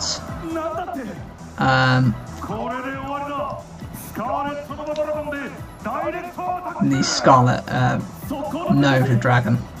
The effect of the Swift Sweat Crow activates from the hand by sending it to the graveyard. You can negate the attack for that turn. Crimson Blade effect activates, allowing him to search for an Assault Mode activate. He sets a face down card, which I assume is the Assault Mode activate. He then activates the Assault Mode, sending Scarlet. Okay, so he's bringing out the Assault Mode version of Scar Red Nova Dragon. This card is activated when your opponent activates a card effect by banishing it until the end phase. Cards on your opponent's fields, cards in your own graveyard. It's even possible to exclude the number of tuners. It's definitely a situation that needs explaining, but I'm having fun. The fact that we've been able to reach this level together through duels, it made me want to aim higher. Let's go, Jack, come, forgive me. So he activates the spell card, brings out a level 1, I think that's a tuner monster, and then the alternative Anchor Bolt Hedgehog. Level 2 and Scrap Synchron. Synchro summon into the level 3 Scrap Warrior. Its effect allows it to bring out the Bastric Warrior, which is a new one, and allows him to search for the Jet Synchron, adds to hand. Synchro Fellows activates to add a warrior and discard your hand. There's an additional effect of Synchro Fellows by removing from graveyard. This can decrease the level of Scrap Warrior.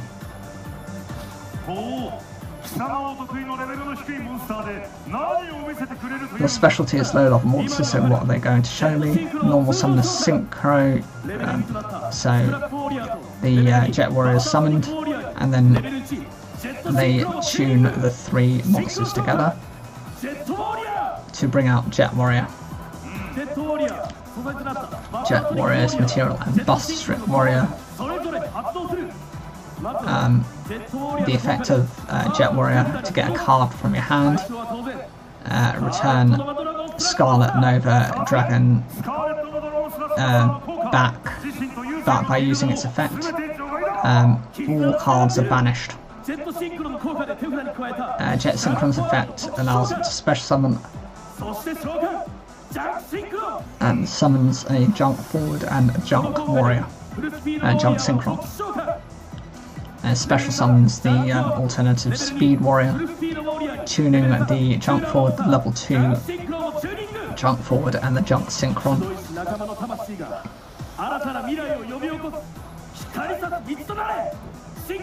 And it's going to bring out Junk Warrior Extreme.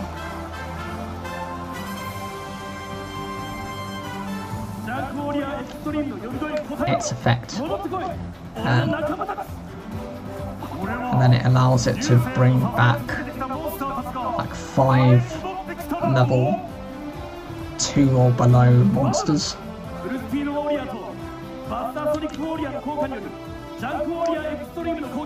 Yeah, so its attack has now risen to 4,300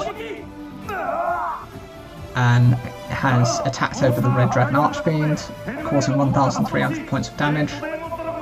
The Red Dragon Archfiend is returned to the field as the Crimson Gaia, but the Junk Warrior's extreme effect activates by banishing itself. You can synchro summon the original Junk Warrior, and Junk Warrior's effect gains the attack points from level 2 and below monsters. The attack power is 13,700. Receives double piercing damage. Scrap Fee activates, and Jack loses.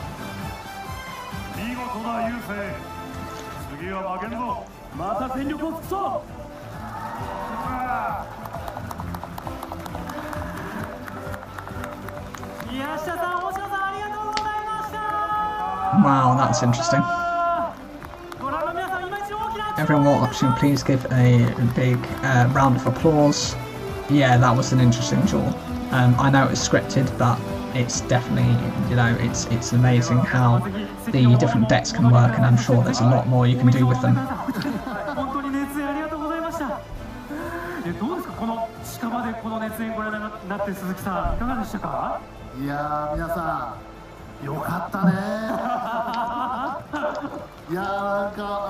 It reminded me of those days and brought back a lot of memories. It was really good and it was really close by. Already overwhelmed by the world of humans and duels. I wonder if the original Hondo Hito with the Pompadour would have worked that way. It might have been similar, like this hair was a little bit up.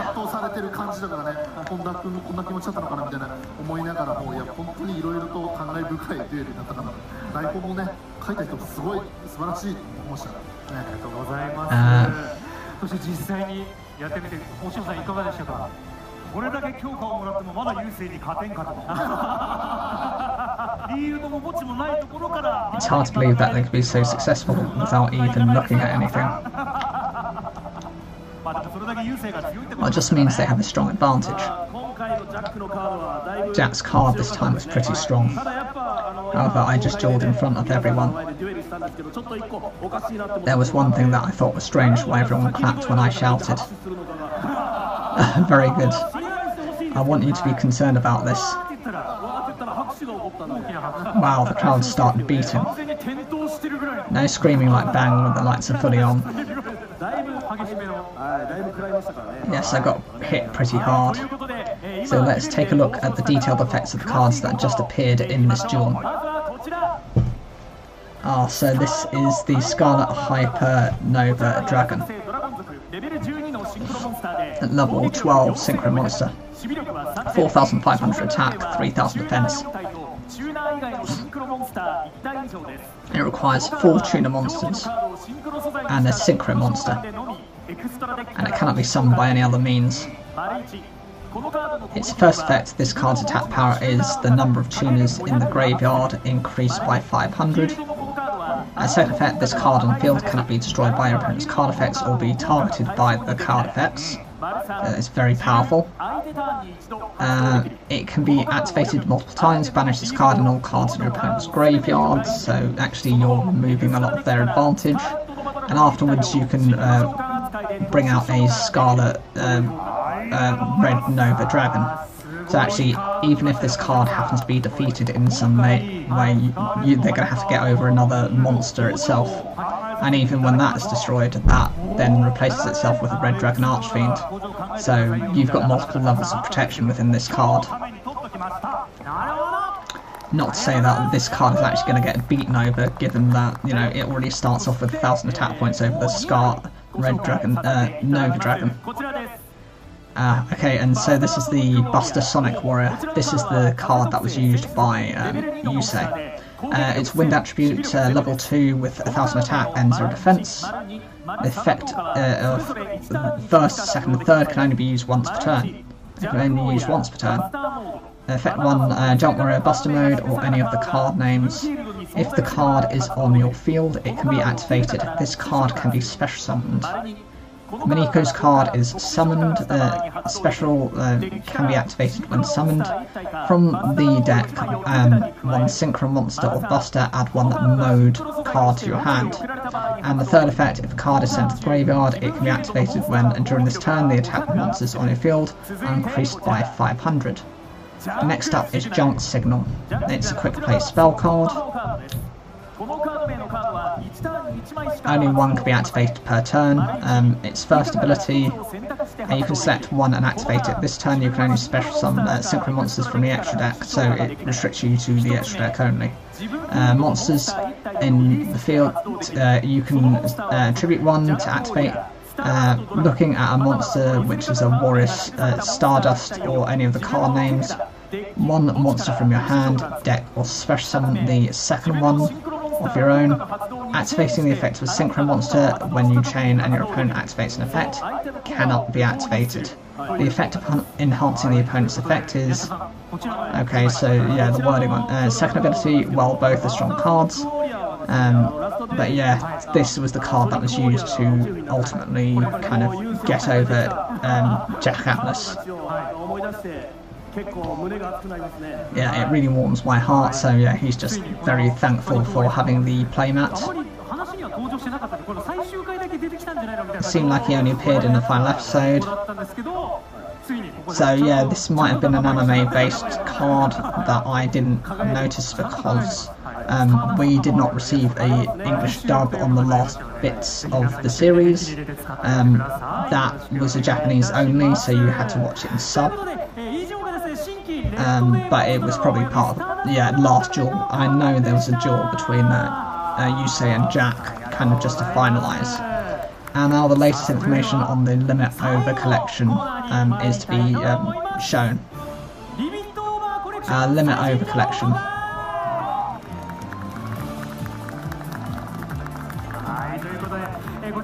So yeah, this is every year the Yugioh will be, they've got a big thing happening in February, the OCG Festival Pack.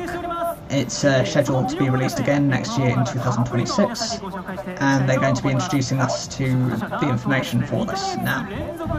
This year, for 2 consecutive months, it will be released in 2 versions. Yeah, I know, it's like you've got the heroes, you've got Limit Over Collection the heroes, and you've got Limit Over Collection the rivals. So one is on the 28th of February, and the second is the 20th of March. So the heroes are based on the heroes of the Yu-Gi-Oh series. So you've got Yugi, Jaden, Yuma, people like that, and the rivals are their competitors. So you've got everything from Seta Kaiba, you've got Zane Truesdale, you have Jack Atlas, for example. All of their will be in the other one. 収録されるということになっております。そしてまだ見ぬカードたちがこの商品でね手に入るということになっているんですが、後ほどご紹介できるカードもございますのでそちらを楽しみに、お待ちください。そして2つ目、I'd like to introduce the second one. So this is an overframe card, and today, just this morning, so these overframe cards, those are the big ones that have been introduced, which are very will be kind of like bigger, so you can see them.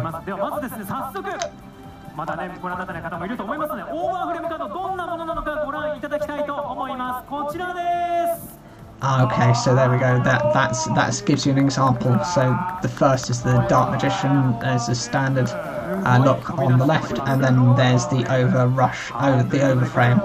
It's the ultra rare version of the overframe card. I love the design on that looks brilliant. But yeah, these are going to be very highly sought after. They're going to be very expensive when they come to the UK. Overall, I think the design will allow people to enjoy these illustrations a lot better. kind of, it's meant to jump out the kind of frame. And the second attraction here, a new rarity will be introduced called Grand Master Rare. Grand Master Rare, okay, so I wonder whether we'll be getting that same rarity. Whether that's actually going to be called the same thing or whether it's going to have a name change. Okay, so, okay, Jack Atlas has a copy of one of them. Right, come on. Okay, so yeah, he's got the new version of it. Wow. On the bottom left facing the screen, so yeah, there's a little code there. Yeah, so that emphasises what rarity it is. It's not just the illustration, but the outer frame is kind of popping out. This pattern looks like something I've seen elsewhere. It has a mental atmosphere. It's really shiny. There is a serial number this time. It's a sample. Okay, so that gives you an example of, you know, this is only X of X and the actual Grand Master Rare. The numbers from 1 to 100 are, there are only 100 in the world. Pieces, there are only 100 cards in the world, and 1 is only 1, 2 is only 2. So they're limited to only 100 of each of these cards. Wow. That's going to be hard. That's going to be quite difficult, because even though there are going to be different numbers of rarities in terms of, like, you only have 100, you have different obviously cards. That is going to be quite difficult to get. I wasn't aware that they're going to limit it to only 100 cards. I'd like to reveal some new cards. So here we go. Here we go. These are the heroes. So yeah, we've got Dark Magician, we've got Shining Flare Wingman, Stardust Dragon, Utopia, Odd Eyes Pendulum Dragon, and that is Decode Talker, I believe. So one for each of the series characters. Although I would have expected for Jaden to have gotten maybe Elemental Hero Neos. But if you're arguing from the standpoint of the first series, this is before he got Neos, then I would agree to Shining Flare Wingman being the boss. And this is the rivals, so you've got the Blue Eyes White Dragon, Cyber End Dragon, the Crimson Dragon, the Galaxy Dragon, the Starving Venom Dragon, and then there's the Borolo Dragon. Each of those is kind of obvious.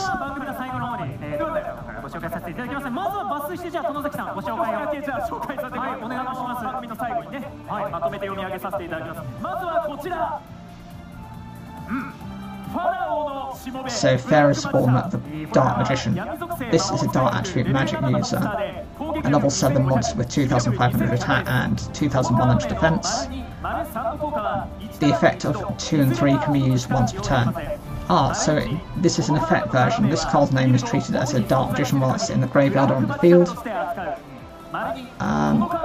If this card is in your hand, you can use any spell card in your hand. It can be activated by showing the card to your opponent. Special on this card. Okay, so you've got an effect monster. Then from your deck, select a spell or trap card that has Dark Magician on it, and you can set one card to your field. During your opponent's turn, you can play a magic card from your hand. You can activate it by discarding one card. Destroy all spell and trap cards on your opponent's field. You can target your... Wow. So you've got effect versions of these cards now. And you've got a Blue Eyes White Dragon with an effect. It's a level 8 light attribute with 3,000 attack and 2,500 defense. The effect of first and second can only be used once per turn. When this card is added to your hand from your deck, I missed that kind of... Yeah, I'll miss the effect on that, so we need to go back on it. Yeah, I just really missed that effect.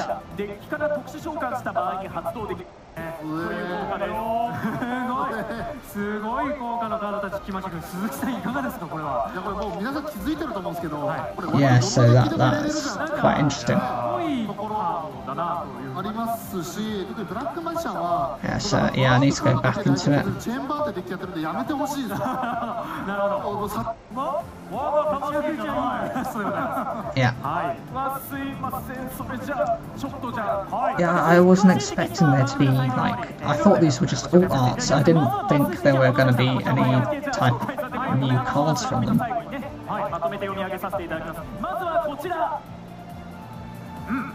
ファラオのしもべブラックマジシャン。 There is one at the Dark Magician. 魔法使い族レベル7のモンスターで攻撃力2500、守備力2100です。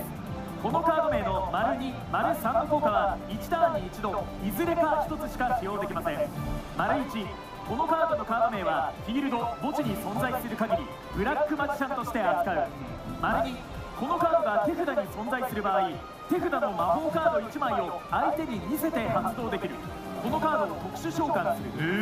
その後、デッキからブラックマジシャンのカード名が記された魔法トラップカード1枚を自分フィールドにセットできる。ありがとうございます。That's quite really different actually. It's nice as well because it's being able to special summon itself, so that's a lot of the issues with Dark Magician. And also you have the ability to kind of destroy spell and trap cards, so you don't actually have to run the spell card for it. このカード名の丸1、丸2の効果はそれぞれ1ターンに1度しか使用できません。丸1、このカードがデッキから手札に when your monster is destroyed by battle, yeah, you can reveal and summon this card onto the field. I think that's the basis of the effect. If this card is special from your deck, destroy all cards. Okay, all monsters. Okay, so this is a burst stream of destruction effect, basically in a monster. So I don't understand why you technically want to do this as well. It can be activated by discarding cards and negating effects. The thing about this is this kind of makes burst stream of destruction completely obsolete. I know people weren't running the card itself, or maybe one copy of it, but it now means that they don't need to bother with either the spell card for Dark Magician or the spell card for Blue Eyes White Dragon. You just run these cards instead.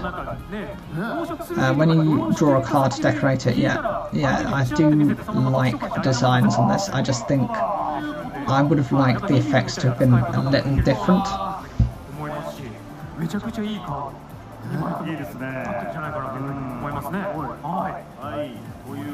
Yeah, I'm just not particularly too happy about that one. 5D, the voice actors. Okay, so introducing 2 more cards. First here is the Stardust Dragon Victim Sanctuary. It's a wind attribute, dragon type, level 8, synchro monster with 2,500 attack and a 2,000 defense. Summoning conditions are a tuner and a non-tuner. The effect of 1 and 2 is once per turn, and it can only be used once in that turn. When your opponent activates the effect of a spell, trap, or monster by chaining this, you can negate the effect, and prevents the activation of that opponent's effects and destroys it. During your opponent's turn, if you have released this monster, you can actually just bring it back, so yeah, that's kind of the... This is an upgrade to Stardust Dragon because Stardust can only respond to certain cards.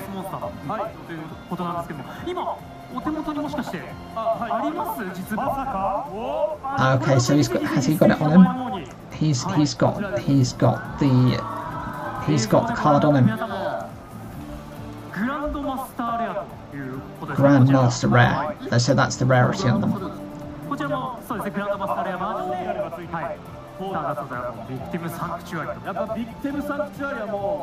Victim Sanctuary definitely makes them think of it. I've accepted your sadness so many times.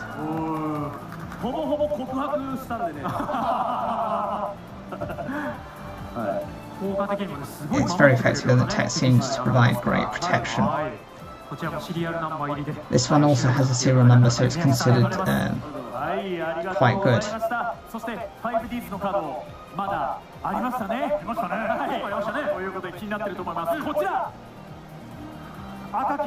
So yeah, we've got a new one. Yes, so it's Dart attribute, Dragon level 12. Synchronous with high attack and defense 0. The summoning conditions are tuner and non-tuner monsters. More than one. The effects of this card's first and third effects can only be used once per turn.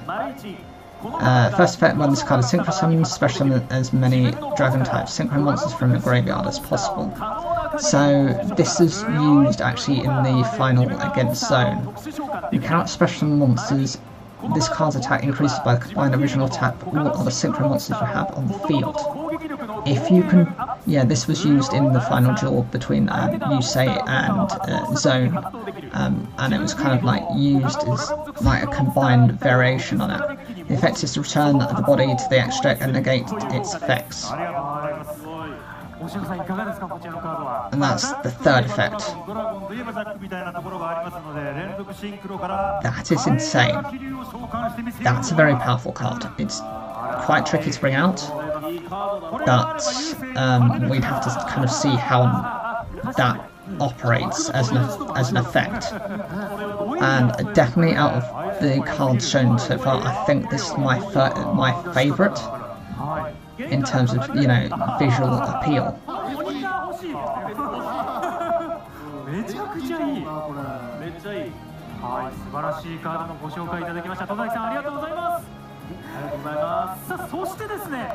イラストだけではなくですね、テキストも魅力的な新カードの方をご紹介させていただきましたが、リミットオーバーコレクションには今まで OCG 化していなかったアニメに登場していたカードも多数収録となっておりますので、今回はですね、そのうちの4枚ご紹介していきたいと思います。いきますよ、こちらです。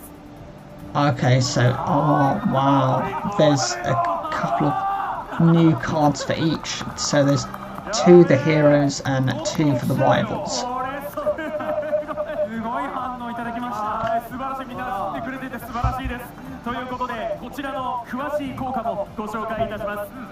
These are anime cards, aren't they?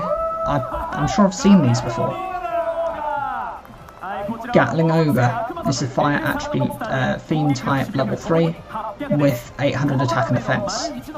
This card's first effect of 3 per turn. It can be used 1, send face down cards to the graveyard equal to the number of cards can be activated, and you do damage 800 times the number sent. All of the effects your opponent receives from monsters, the effect damage is reduced to 0, so you take no damage. Once per turn, this card, when selected as an attack target, you can do damage to your opponent times the number of tap position monsters times 500, and then end the battle phase. This is Infernity Gunman. It's Dart attribute, fiend type monster. This was used by Callum Kessler, who was a Dart signer. It's got attack and defense of 100. Can only use the first and second effects once per turn. Can be activated during your main phase. Fiend type monsters, special summon 1 monster. On your opponent's turn, if you have 0 cards in hand, that's the Infernity effects. Banish this card from a graveyard. It can be activated by your opponent. Can choose one of the following and you choose to apply it. First, check the top card of each deck. If it is a monster this turn, the effect damage you receive is instead dealt to the opponent. Okay, if not, you take 4,000 points of damage. This turn you receive effect damage, the effect is become 0. So we were introduced to a wide range of new cards. This is definitely true. So you can zero out the effects. I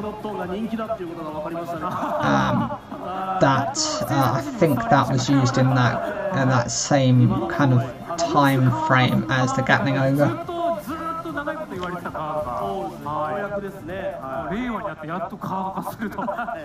So yeah, the two cards kind of pair well together as opposing kind of cards. It's been said for a long time that Gatling would be kind of brought into the archetype, but if they're going to bring that Gatling over, the question is that there are two other versions of Gatling Ogre. There's like two upgrades. So if that's been brought up, is it possible that we're going to see the other two?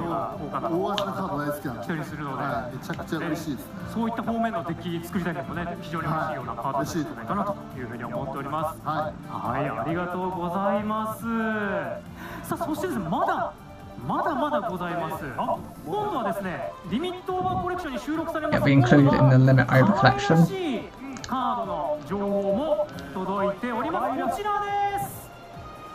Okay, so we've got alternative arts for these are like chibi arts, they're like cutesy arts. So I think we've got a couple of branded cards. We've got AA Zeus, which is quite surprising given that, you know, AA Zeus is supposed to be quite a ferocious looking monster. And I'm not sure of the first card on the left. Is that Diabels or Diabel Star? I think realistically that might be what that is.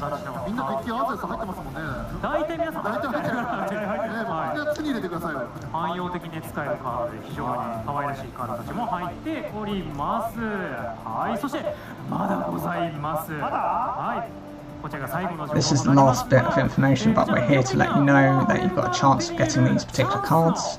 Here are release dates for the heroes and the rivals respective. I'll also be running a Limit Over campaign. 3 eligible products over limit special pack volume with every box purchase. It'll be just one of these will be distributed amongst the pack. It's supposed to be a pack, but contents of the pack are packaged. Yeah, so it's sealed play, so you might be lucky enough to get one of these cards. It only contains 10 cards in each pack.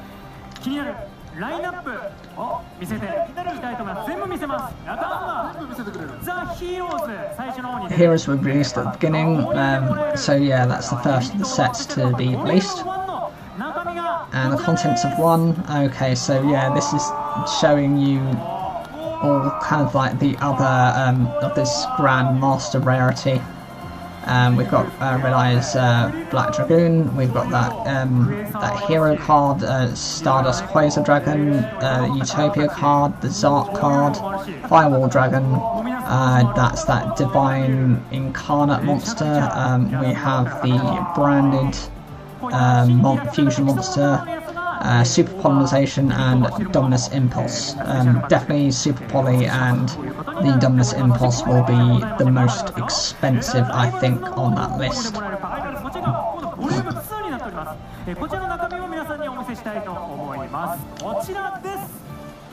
And here are the rivals. So we've got Dragon Master Magia, we have the Chimera Tech Dragon, there is one of the red dragon monsters, number 62 I think is that, the alternative Zark monster, Borland Dragon, you've got the Chaos King, you have, I'm not sure, I can't remember what the Link monster is, it's the Link 4, no, Link 5, you've got the Charm monster and the Dominus, is that a Dominus Impulse? Yeah, because the other one is Purge, so this one will be Impulse. Again, Impulse will be the most expensive card on that list. Pack contains randomly selected cards, so you know you're going to have to be in mind that you're not likely to get any of these. Probably going to need to get quite a few to get anything, and even if you do, you're probably going to get duplicates. And yeah, here are the release dates. So Limit Over Collection, the Heroes is the 28th of February, and Limit Over Collection, the Rivals, is on the 20th of March.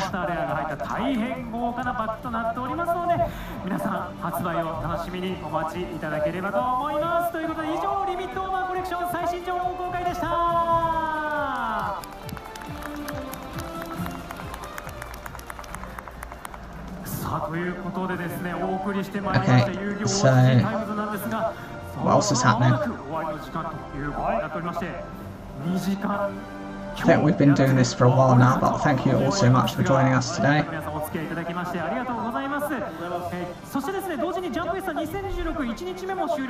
Day is nearing its end, but there will also be a Jump Master tomorrow, so yeah, this is the other one which I'll be covering as well. Now finally I would like to take a look at the comments from our viewers.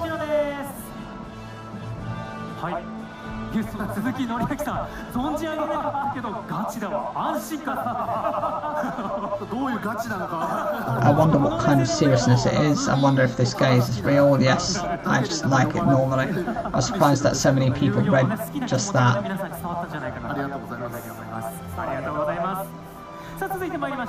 Now let's continue. You say in Jack, when someone's jaw is so amazing that I cry. Thank you. I think I was able to deliver some moving experiences to everyone. This is the third one. Since the next level up is super, it's hyper, so we received all of that support.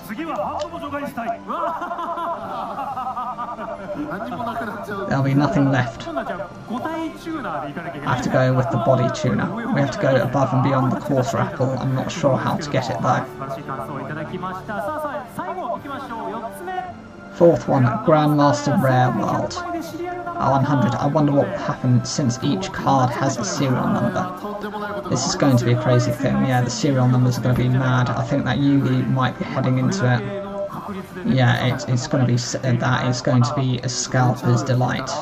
With that, I've introduced everyone's comments. So yeah, so they're re-promoting the stuff to do with Blazing Dominion.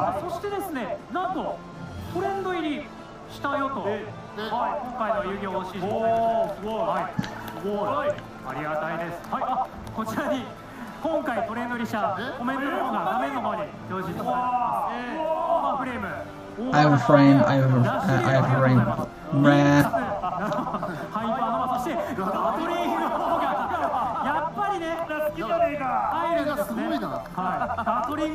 Gatling Ogre is incredibly popular.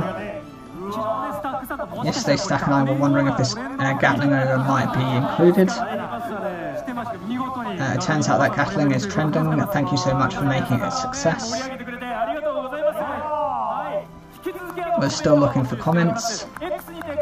When posting comments on X, please use the tag Yugioh G times. If you receive it, 10 people will be chosen by lottery. 1 box of Blazing Dominion will be given to you as a present from everyone, and we hope to receive many comments from you in the future. It'll be great encouragement for me, so please do so.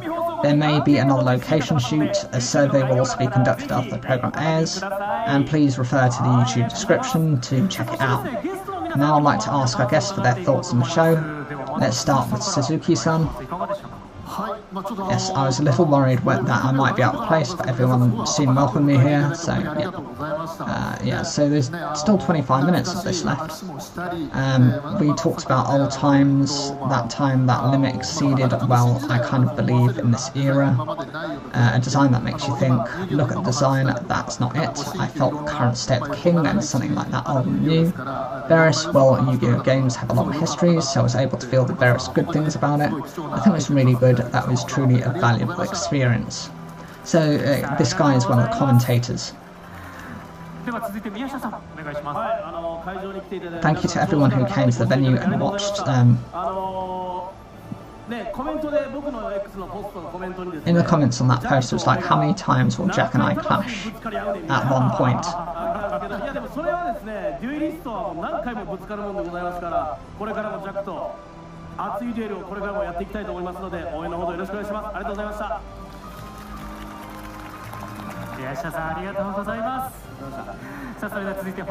And now to Mr. Hishono. Yes, well, people say we'll clash many times, but it's okay to clash many times. That's the kind of thing we do, so I'd like them to clash with each other every time a new player appears. I'd love to ride a D-wheel someday. I'd also like to try a riding duel.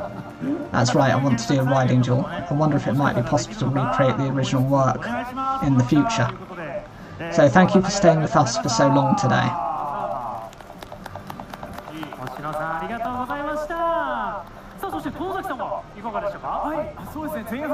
I would like to touch on the first half a little bit with the Yuri-san. I'll never forget the excitement of everyone's completion when Star Venom Wing Dragon made its appearance. As expected, I uploaded a few original works. It really moves me. Emotionally, I'm really happy to share the new cards with everyone. I was happy, and then there's Spirit Magic, the cards used by everyone. It's a perfect match with an attack power of 500. I think it was done with a defensive strength of 1500. That's what I feel. Everyone at the race meeting, I'm really looking forward to future developments, so together I'm looking forward to having fun, and thank you for making it this fun. First of all, I had a duel with that customer this morning. I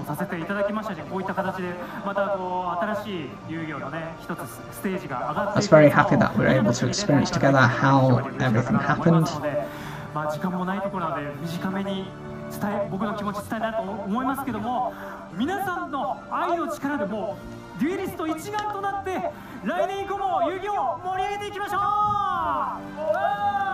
Thank you. This is a very nice closing event. 締めコメントですけども、ジャンプフェスタはまだ終わりませんよ。2026年はまだ終わりません。 The year isn't over yet. It will be there again tomorrow, so I'd like to tell you a bit more about that.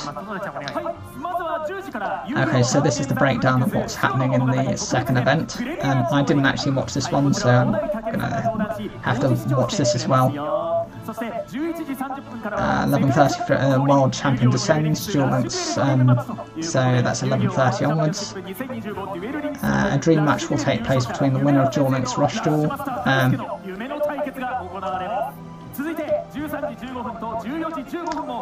There'll be the premiere screening of the special edition of the Yu-Gi-Oh card game, so that is long.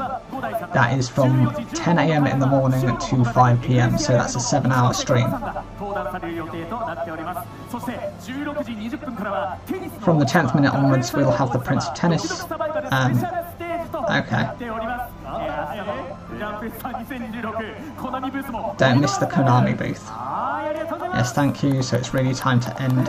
It's finally here. Yu-Gi-Oh! G-Duel introduced today monsters from Blazing Dominion, Saturday, January 24th, 2026. It is scheduled to be released. Release date will also be running an X campaign on the day. We hope you all look forward to it. I couldn't finish reading after this, sorry about the card, but let me read it. I'll enjoy having this. There are a total of 16 pieces, 16 sheets. Please give me the channel, thank you. We'll see you next Yu-Gi-Oh! OCG. I hope to see you at the times. So now I'd like to say goodbye to you all. Now please come to the stage and, stand up. それでは、会場にいらっしゃった皆さん、そして配信でご覧の皆さん、本当にご視聴ありがとうございました。ありがとうございました。ライディングデュエル。Bye bye riding Jaws. Thank you. バイバイ。ありがとう。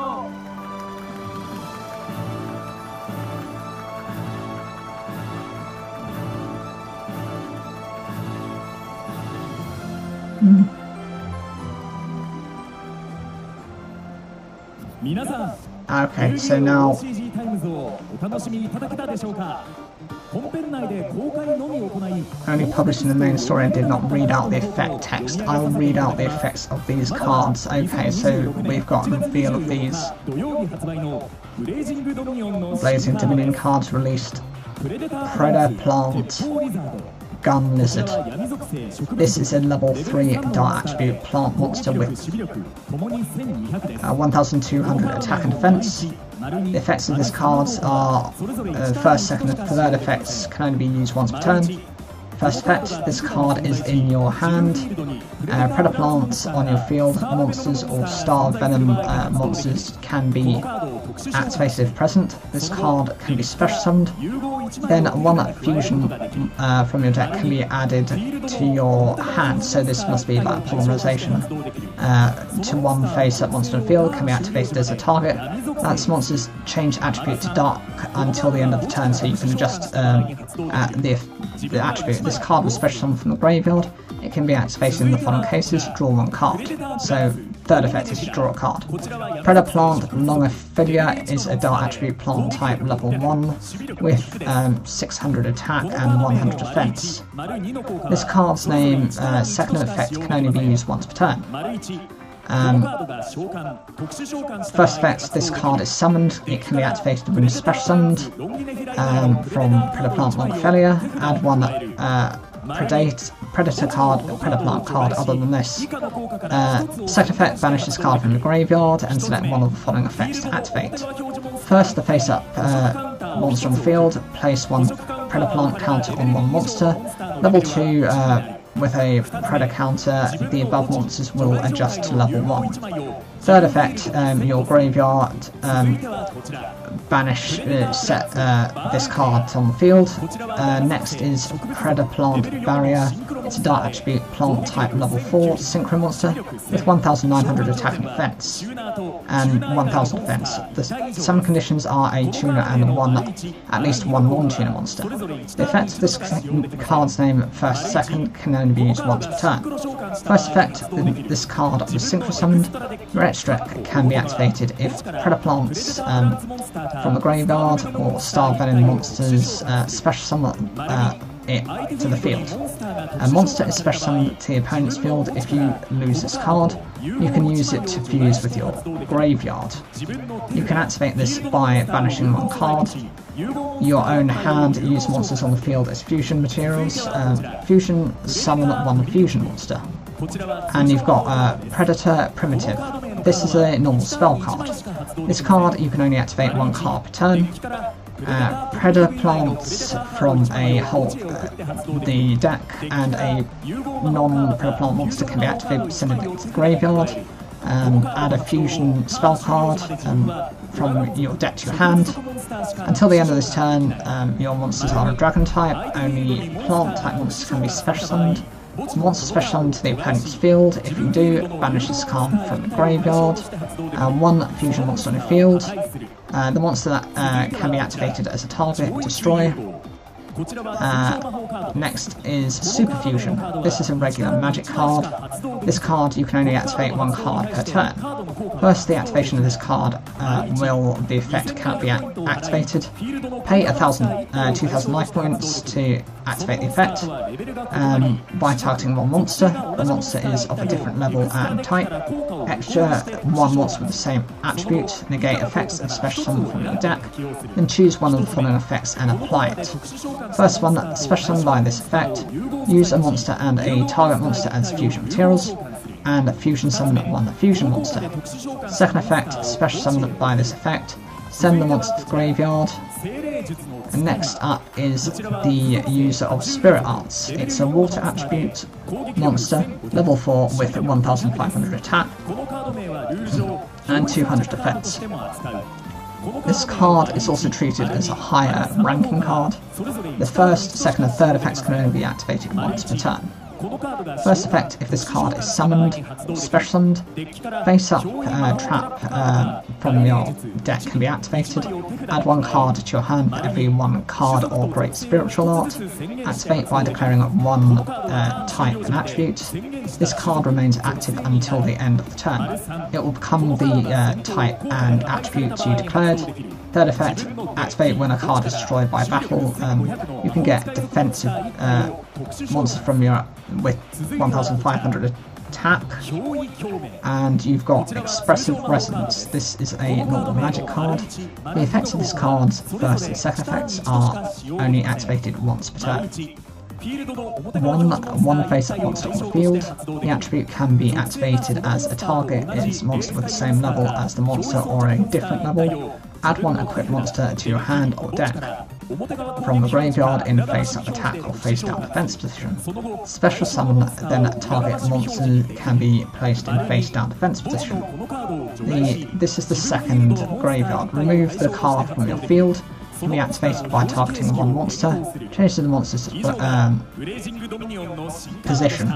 These are the new cards for Blazing Dominion. It was next February 28th, 2026, then over on Saturday, And then we've got these. This is a new card. It's favourite hero, Shining Flare Wingman. It's a light attribute warrior, a fusion monster with a level of 8 and attack power of 2,500 and defense of 2,100. The conditions for fusing monsters are a fusion monster and a face-up monster. This card's name is also treated as an elemental hero card, and the effect of this card's burst can only be used once per turn. This card, when special summoned from the extract, it can be activated if from the graveyard. Return 5 monsters from to your deck. After that, draw 2 cards and increase this card's attack power by 1,000. Activated when a monster is destroyed in battle. That monster's original attack power deals damage to the opponent. Next up is number 39, Hope, King of the Dead of Light. This is a light attribute warrior type Xyz with 2,500 attack and 2,000 defense. It requires level 4 monsters, 2 of them. First effect, in battles with monsters other than it can't be destroyed by battle. Remove 1 monster from your field. It can be activated by targeting the body. The monsters can only battle once this turn. It cannot be destroyed by effects. Third effect, this turn it can be activated when declaring the second attack. This card's attack power increases by 2,500, and the following gets the effect. This card is used in battle when you destroy a monster and send it to the graveyard. This monster is yours. Special summon it to the field. Next is Odd Eyes Pendulum, the dragon from our point of view. This is a dark attribute, dragon type level 7 pendulum monster. It's got a scale of 4, attack power 2,500, defense of 2,000. The effect of the monster with the card name Circle 2 is once per turn. First effect, this pendulum summon card can be used with the following effect. Get the effect in your pendulum zone. As long as there are 2 cards, the pendulum, the difference in scale times 300 is the amount of this card's attack power increase. In this card battle, battle damage dealt to the opponent is doubled. This card is in the monster zone. It can be activated when destroyed by a battle effect. Add this card to your hand. This card, if it has been destroyed by the opponent, pendulum that can special summon this card effect. This card's name is pendulum effect is 1. Can only be used once per turn. This can be activated during your main phase. Destroy a card and remove attack power from your deck. 1 pendulum monster with 1,500 or less in attack. Add to your hand. Unless the pendulum summon is successful, you can activate the effects of monsters on the field. Next is Record Talker Integration. It's dark attribute, link 3 Cybers monster with 2,300 attack. A summon condition is 2 or more effect monsters. The effect of the second ability can only be used once per turn. Effect 1, this card is in an extra monster zone. While in the zone, this card's attack power. Each other's field other than this card. The number of link monsters in the graveyard times 500. Your opponent can target this card with an effect. It cannot be done. On your opponent's turn, 1 of your monsters linked to the card extra can be activated by releasing a Cyber monster from your deck, sent to the graveyard. This card can be used once per turn. Monsters up to 2 times during the battle phase can attack. Next we have Tenrin. This is a normal continuous spell card. The first effect, it can only be activated once per duel. When there are 5 or more monsters of each type, you can activate this card, destroy all monsters, and each other put all monsters in your deck face down, banish. Furthermore, you can only extract your own graveyard. You can special summon 1 normal monster. In the standby phase of your opponents, activate. Each one has their own graveyard. Ignore the summoning conditions for 1 monster. That can be special summoned by this effect. When a monster leaves the field. Next is the Master Split Tech Force Pendulum. It's a ruler. This is a light attribute machine type, level 12 fusion pendulum monster. This pendulum scale is 1, it has 3,500 attack and 3,000 defense. It requires a level 7 or above pendulum monster and a pendulum monster as its materials. This card's third effect can only be used up to twice per turn. This card with a full field cannot be destroyed by effects. Second effect, this card, as long as it's in the main monster zone, it is a level. Your opponent's pendulum monsters, excluding those they don't have, cannot attack. And the third effect, release one monster on the field, target one card on your opponent's field. That can be activated, destroy that card, and your opponent takes 1,600 points of damage. It cannot be activated during your main phase. Put this card in your pendulum zone. Pendulum effect, the pendulum effect of the card's name can be used once per turn. It can only be used as follows. This card can be activated during the main phase, return it to the extra deck, then by the extra deck from the front side, one level 7 pendulum monster, add it to your hand. The above limit over, it's a new card from Collection the Heroes, which will be released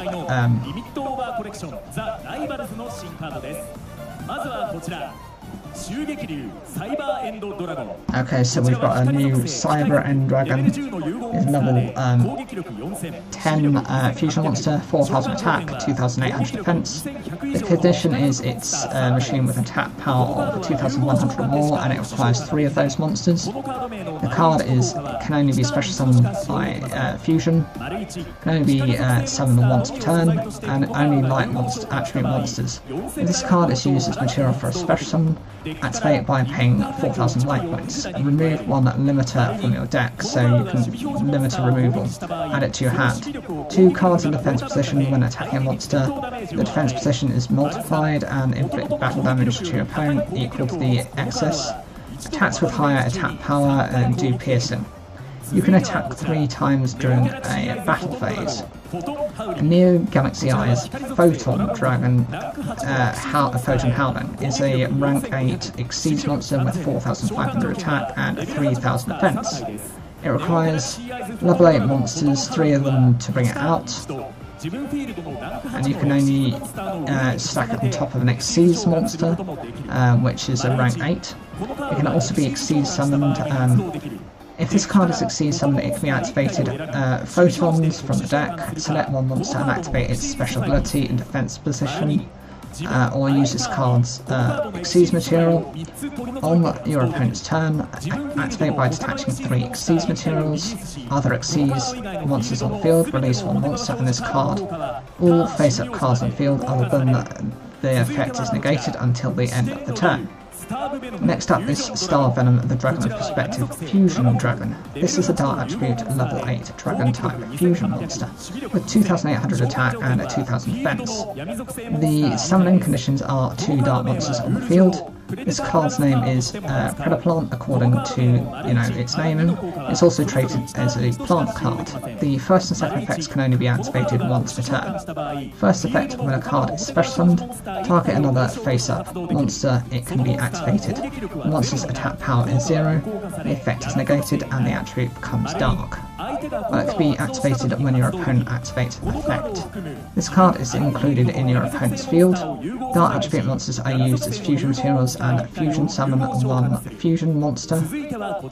Next up is the Oral Loaded Liberator Dragon. This is a Dart attribute dragon type. Link 4 monster with 3,000 attack. It requires 3 or more effect monsters. It can only be special summoned once per turn. Once per turn during your opponent's battle phase, the opponent cannot activate to this response. This card cannot be activated. This card will destroy 1 monster on the field. Place it at the linked destination and gain control. If this card is in the graveyard during your opponent's turn, if it exists on your field, it can be activated by targeting 1 monster. However, this can only be done once on the same chain. Destroy a monster and special summon this card. The above is over the limit. It's a new card from Collection the Rivals. This was introduced in the program in the slides that were from a limit over Collection the Rivals.